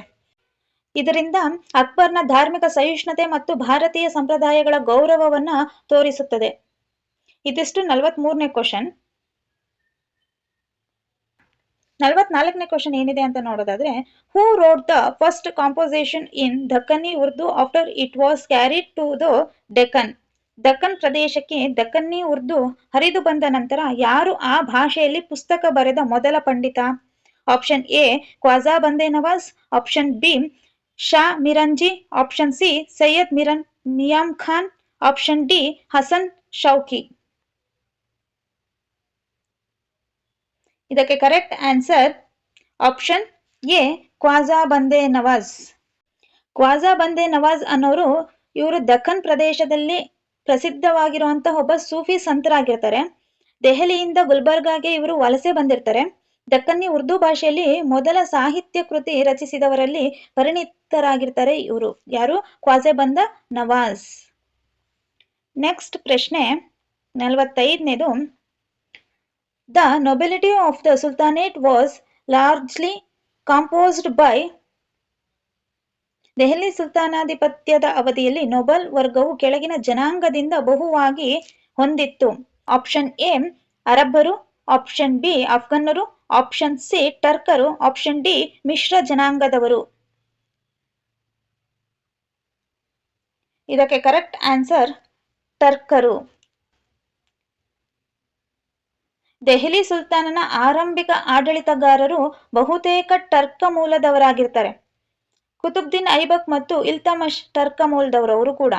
ಉನ್ನತ ಆಡಳಿತ ಮತ್ತು ಸೈನಿಕ ಹುದ್ದೆಗಳು ಟರ್ಕ್ ಸಾಮಂತರ ಕೈಯಲ್ಲಿದ್ದವು ಅನ್ನೋದನ್ನು ನಾವು ಇತಿಹಾಸದಲ್ಲಿ ಕಾಣಬಹುದಾಗಿದೆ. ಆದ್ದರಿಂದ ಸುಲ್ತಾನನ ಸಾಮಂತರ ವರ್ಗದಲ್ಲಿ ಟರ್ಕರ ಪ್ರಾಬಲ್ಯ ಹೆಚ್ಚಾಗಿತ್ತು.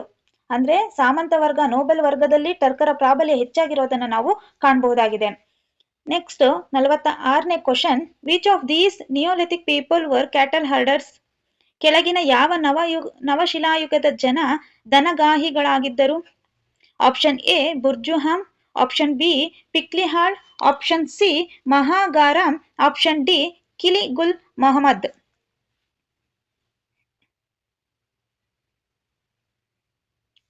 ಇದಕ್ಕೆ ಸರಿಯಾದ ಉತ್ತರ ಪಿಕ್ಲಿಹಾಳ್. ಪಿಕ್ಲಿಹಾಳ್ ಅನ್ನೋಂಥದ್ದು ಕರ್ನಾಟಕದ ಒಂದು ನವಶಿಲಾಯುಗದ ತಾಣವಾಗಿದೆ. ಇಲ್ಲಿ ಗೋವುಗಳನ್ನ ಸಾಕುತ್ತಿದ್ದಂತಹ ಗುರುತುಗಳು ಪತ್ತೆಯಾಗಿದೆ. ದನಗಾಹಿಗಳು ಅಂದ್ರೆ ಗೋವುಗಳನ್ನ ಸಾಕ್ತಾ ಇರುವಂತ ಒಂದು ಗುಂಪನ್ನ ನಾವು ದನಗಾಹಿಗಳು ಅಂತ ಕರಿತೀವಿ. ಗೋಶಾಲೆಗಳ ಅವಶೇಷಗಳು ಮತ್ತು ಸಾಕು ಪ್ರಾಣಿಗಳ ಸಾಕ್ಷ್ಯ ಈ ಒಂದು ಪಿಕ್ಲಿಹಾಳಲ್ಲಿ ದೊರೆತಿರೋದನ್ನ ನಾವು ನೋಡಬಹುದಾಗಿದೆ. ಈ ಬುರ್ಜುಹೂಮ್ ಅನ್ನುವಂಥದ್ದು ಕಾಶ್ಮೀರದಲ್ಲಿದೆ. ಗುಂಡಿ ಮನೆಗಳು ಮತ್ತು ಬೇಟೆಗಾರಿಕೆಗಾಗಿ ಇದು ಪ್ರಸಿದ್ಧವನ್ನ ಪಡೆದಿರುವಂತ ಒಂದು ತಾಣ ಆಗಿದೆ. ನೆಕ್ಸ್ಟ್ ಮಹಾಗಾರ. ಮಹಾಗಾರ ಅಂದ್ರೆ ಇಲ್ಲಿ ಕೃಷಿ ಮತ್ತು ಸಾಕು ಪ್ರಾಣಿಗಳು ಸಾಕ್ತಾ ಇದ್ರು ಅನ್ನೋದ್ರ ಬಗ್ಗೆ ಸಾಕ್ಷ್ಯಗಳು ದೊರೆತಿವೆ. ಆಮೇಲೆ ಕುಲಿಗುಲ್ ಮೊಹಮ್ಮದ್ ಅನ್ನುವಂಥದ್ದು ಇದು ಪಾಕಿಸ್ತಾನದಲ್ಲಿರುವಂತಹ ಒಂದು ಪ್ಲೇಸ್ ಆಗಿದೆ. ಆರಂಭಿಕ ಕೃಷಿ ವಸತಿಗೆ ಇದು ಪ್ರಸಿದ್ಧವಾಗಿರುವಂತಹ ತಾಣವಾಗಿದೆ. ನೆಕ್ಸ್ಟ್ 47ನೇ question. Which of the following sites represents the southern extension of the South Indian Neolithic? ಕೆಳಗಿನ ನಿವೇಶನಗಳಲ್ಲಿ ಯಾವುದು ದಕ್ಷಿಣ ಭಾರತೀಯ ನವಶಿಲಾಯುಗದ ದಕ್ಷಿಣದ ವಿಸ್ತರಣೆಯನ್ನ ಪ್ರತಿನಿಧಿಸುತ್ತದೆ? Option A T Narasipura, option B Sanganakallu, option C Maski, option D Hallur. ಇದಕ್ಕೆ correct answer option A T Narasipura. ಇದು ದಕ್ಷಿಣ ಭಾರತೀಯ ನವಶಿಲಾಯುಗ ಸಂಸ್ಕೃತಿಯ ದಕ್ಷಿಣ ವಿಸ್ತರಣೆಯನ್ನ ಸೂಚಿಸುವಂತದ್ದಾಗಿದೆ. ನವಶಿಲಾಯುಗದ ಸಾಧನಗಳಾಗಿರ್ಬೋದು, ಮಡಿಕೆಗಳು, ವಾಸಸ್ಥಾನಗಳ ಅವಶೇಷಗಳು ಟಿ ನರಸೀಪುರದಲ್ಲಿ ದೊರೆತಿರುವುದನ್ನು ನಾವು ಕಾಣಬಹುದಾಗಿದೆ. ನೆಕ್ಸ್ಟ್ ಸಂಗನಕಲ್ಲು ಉತ್ತರ ಕರ್ನಾಟಕದಲ್ಲಿ ಕಂಡುಬರುವಂತ ನವಶಿಲಾಯುಗದ ತಾಣವಾಗಿದೆ. ಮಸ್ಕಿ ಅನ್ನುವಂಥದ್ದು ರಾಯಚೂರಲ್ಲಿ ಕಂಡುಬರುವಂತ ಒಂದು ಇದು ಪ್ರದೇಶ ಆಗಿರುತ್ತೆ. ಇದು ಅಶೋಕನ ಶಾಸನಗಳಲ್ಲಿ ಕಂಡುಬರೋದನ್ನು ನಾವು ನೋಡಬಹುದಾಗಿದೆ. ನೆಕ್ಸ್ಟ್ ಹಳ್ಳೂರು. ಹಳ್ಳೂರು ನವಶಿಲಾಯುಗದ ಮತ್ತು ತಾಮ್ರಯುಗ ಸಂಸ್ಕೃತಿಗೆ ಸಾಕ್ಷಿಯಾಗಿರುವಂತ ಒಂದು ತಾಣ ಆಗಿದೆ. ನೆಕ್ಸ್ಟ್ 48ನೇ ಕ್ವಶನ್. 48ನೇ question. The Harappa civilisation was mainly concentrated in. Harappa ನಾಗರಿಕತೆಯು ಪ್ರಧಾನವಾಗಿ ಕೇಂದ್ರೀಕೃತವಾಗಿರುವಂತದ್ದು ಆಪ್ಷನ್ ಎ ಪಂಜಾಬ್, ರಾಜಸ್ಥಾನ್ ಮತ್ತು ಗುಜರಾತ್, ಆಪ್ಷನ್ ಬಿ ಪಂಜಾಬ್, ರಾಜಸ್ಥಾನ್ ಮತ್ತು ಉತ್ತರ ಪ್ರದೇಶ್, ಆಪ್ಷನ್ ಸಿ ಹರಿಯಾಣ, ರಾಜಸ್ಥಾನ ಮತ್ತು ದೆಹಲಿ, ಆಪ್ಷನ್ ಡಿ ಗುಜರಾತ್, ಹರಿಯಾಣ ಮತ್ತು ಪಶ್ಚಿಮ ಉತ್ತರ ಪ್ರದೇಶ. ಇದಕ್ಕೆ correct answer option A Punjab, Rajasthan, Gujarat. Harappa ನಾಗರಿಕತೆ ಇಂದಿನ ಪಂಜಾಬ್, ರಾಜಸ್ಥಾನ, ಗುಜರಾತ್ ಪ್ರದೇಶಗಳಲ್ಲಿ ಹೆಚ್ಚು ಕಂಡುಬರುತ್ತೆ. ಈ ಪಂಜಾಬ್ ಅಲ್ಲಿ ಹರಪ್ಪ ಆಗಿರ್ಬೋದು, ರಾಜಸ್ಥಾನದಲ್ಲಿ ಕಾಲಿಬಂಗನ್, ಗುಜರಾತ್ ಅಲ್ಲಿ ಕಂಡುಬರುವಂತದ್ದು ಲೋತಲ್ಲು, ಧೋಲವೀರ ಅನ್ನೋ ತಾಣ ಹರಪ್ಪ ನಾಗರಿಕತೆಗೆ ಸಂಬಂಧಪಟ್ಟಿರೋ ಹಾಗೆ ಕಂಡು ಬಂದಿರೋದನ್ನ ನಾವು ಇತಿಹಾಸದಲ್ಲಿ ಕಾಣಬಹುದಾಗಿದೆ. 49ನೇ ಕ್ವಶನ್ ಏನಿದೆ ಅಂತ ನೋಡೋದಾದ್ರೆ, while Purusha Sukta of the Rigveda mentions the origin of the chaturvarna system for the first time, another Vedic text repeats the same theory which was the text.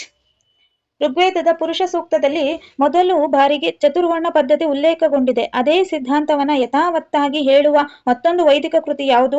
Option A Atharva Veda, option B Shatapatha Brahmana, option C Brihadaranyaka Upanishad, option D Chandogya Upanishad. ಇದಕ್ಕೆ ಸಂಬಂಧಪಟ್ಟಿರೋ ಹಾಗೆ answer ಬಂದ್ಬಿಟ್ಟು option B Shatapatha Brahmana. Option B Shatapatha ಬ್ರಾಹ್ಮಣ. ಶತಪಥ ಬ್ರಾಹ್ಮಣ ಯಜುರ್ವೇದಕ್ಕೆ ಸಂಬಂಧಿಸಿರುವಂತಹ ಒಂದು ಗ್ರಂಥ ಆಗಿರುತ್ತೆ. ಇದು ಯಾಗ, ಯಜ್ಞ ಮತ್ತು ಸಾಮಾಜಿಕ ವ್ಯವಸ್ಥೆಯನ್ನ ವಿವರಿಸುತ್ತೆ. ಪುರುಷ ಸೂಕ್ತದಲ್ಲಿ ಹೇಳಿರುವಂತಹ ಚತುರ್ವರ್ಣ ವ್ಯವಸ್ಥೆ ತತ್ವವನ್ನ ಪುನರಾವರ್ತಿಸುತ್ತೆ. ನೆಕ್ಸ್ಟ್ ಅಥರ್ವಣ ವೇದ. ಅಥರ್ವಣ ವೇದ ಮಂತ್ರ, ಚಿಕಿತ್ಸೆ ಮತ್ತು ದೈನಂದಿನ ಜೀವನದ ವಿಷಯಗಳ ಬಗ್ಗೆ ಹೆಚ್ಚು ಮಾಹಿತಿಯನ್ನ ನೀಡುತ್ತೆ.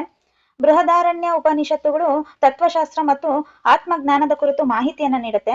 ಛಂದೋಗ್ಯ ಉಪನಿಷತ್ತು ತತ್ವಶಾಸ್ತ್ರದ ಉಪದೇಶಗಳ ಮೇಲೆ ಹೆಚ್ಚು ಒತ್ತನ್ನ ನೀಡುತ್ತೆ. ನೆಕ್ಸ್ಟ್ 50ನೇ question, last question. The Purana and Itihasa are mentioned first in. ಇತಿಹಾಸ ಮತ್ತು ಪುರಾಣವನ್ನ ಮೊದಲ ಬಾರಿಗೆ ಡ್ಯಾಶ್ ನಲ್ಲಿ ಉಲ್ಲೇಖಿಸಲಾಗಿದೆ. ಅಥರ್ವ ವೇದ, ಋಗ್ವೇದ, ಯಜುರ್ವೇದ, ಸಾಮವೇದ. ಇದಕ್ಕೆ correct answer option A Atharva Veda. Atharva Veda ಇದು 4ನೇ ವೇದ ಆಗಿದೆ. ಇದರಲ್ಲಿ ಇತಿಹಾಸ ಮತ್ತು ಪುರಾಣ ಎಂಬ ಪದಗಳ ಉಲ್ಲೇಖ ಮೊದಲಿಗೆ ಕಂಡು ಬರುವಂತದ್ದಾಗಿದೆ. ಇದರಿಂದ ನಂತರ ವೇದಿಕ ಕಾಲದಲ್ಲಿ ಇತಿಹಾಸ ಮತ್ತು ಪುರಾಣ ಪರಂಪರೆ ಇದ್ದುದನ್ನು ನಾವು ತಿಳಿಯಬಹುದಾಗಿದೆ. ನೆಕ್ಸ್ಟ್ ಋಗ್ವೇದ. ಋಗ್ವೇದ ಅತ್ಯಂತ ಪ್ರಾಚೀನ ವೇದ, ಮುಖ್ಯವಾಗಿ ಸ್ತೋತ್ರಗಳನ್ನು ಹೊಂದಿರುವಂತದ್ದಾಗಿದೆ. ನೆಕ್ಸ್ಟ್ ಯಜುರ್ವೇದ ವೈದ್ಯಕೀಯ ಶಾಸ್ತ್ರಕ್ಕೆ ಸಂಬಂಧಪಟ್ಟಿರುವಂತದ್ದು. ಸಾಮವೇದ ಸಂಗೀತಮಯವಾದಂತಹ ಶ್ಲೋಕಗಳು ಸಾಮವೇದದಲ್ಲಿರೋದನ್ನ ನಾವು ಕಾಣಬಹುದಾಗಿದೆ. ಇದಿಷ್ಟು 2023 ಬ್ಯಾಂಗ್ಳೂರ್ ಯೂನಿವರ್ಸಿಟಿಯವರು ಏನ್ PhD ಎಂಟ್ರೆನ್ಸ್ ಎಕ್ಸಾಮ್ ನಡೆಸಿದ್ರು ಅದರ ಒಂದು ಕ್ವಶನ್ ಪೇಪರ್ ಆಗಿರುತ್ತೆ. ಈ ಒಂದು ಕ್ವಶನ್ ಪೇಪರ್ ನಾವು ಅನಾಲಿಸಿಸ್ ಮಾಡೋದ್ರಿಂದ ನಮಗೆ ಮುಂಬರುವಂತಹ ಎಲ್ಲಾ ಕಾಂಪಿಟೇಟಿವ್ ಎಕ್ಸಾಮ್ಸ್, ಹಾಗೆ KSET ಆಗಿರ್ಬೋದು, ಹಾಗೆ HST ಯರು, GPST ಯರು, ಈಗ ನೆಕ್ಸ್ಟ್ ಏನು 2026 ಅಲ್ಲಿ ಬ್ಯಾಂಗ್ಳೂರ್ ಯೂನಿವರ್ಸಿಟಿಯವರು PhD ನೋಟಿಫಿಕೇಶನ್ ಬಿಟ್ಟಿದ್ದಾರೆ, ಆ ಒಂದು ಎಂಟ್ರೆನ್ಸ್ ಎಕ್ಸಾಮ್ಗೆ ಇದು ಬಹಳ ಮುಖ್ಯ ಪಾತ್ರವನ್ನ ನಿರ್ವಹಿಸುತ್ತೆ. ಸೊ ಹಾಗಾಗಿ ಈ ಒಂದು ಕ್ವಶನ್ ಪೇಪರ್ ಅನಾಲಿಸಿಸ್ ನ ಪ್ರತಿಯೊಬ್ಬರು ಮಾಡಿ ಅಂತ ಹೇಳ್ತಾ ಈ ಕ್ಲಾಸ್ನ ಇಲ್ಲಿಗೆ ಹೆಂಡ್ ಮಾಡ್ತಾ ಇದ್ದೀನಿ. ನೆಕ್ಸ್ಟ್ ಕ್ಲಾಸ್ನಲ್ಲಿ ಸಿಗೋಣ ಅಂತ ಹೇಳ್ತಾ ಥ್ಯಾಂಕ್ ಯು ವೆರಿ ಮಚ್.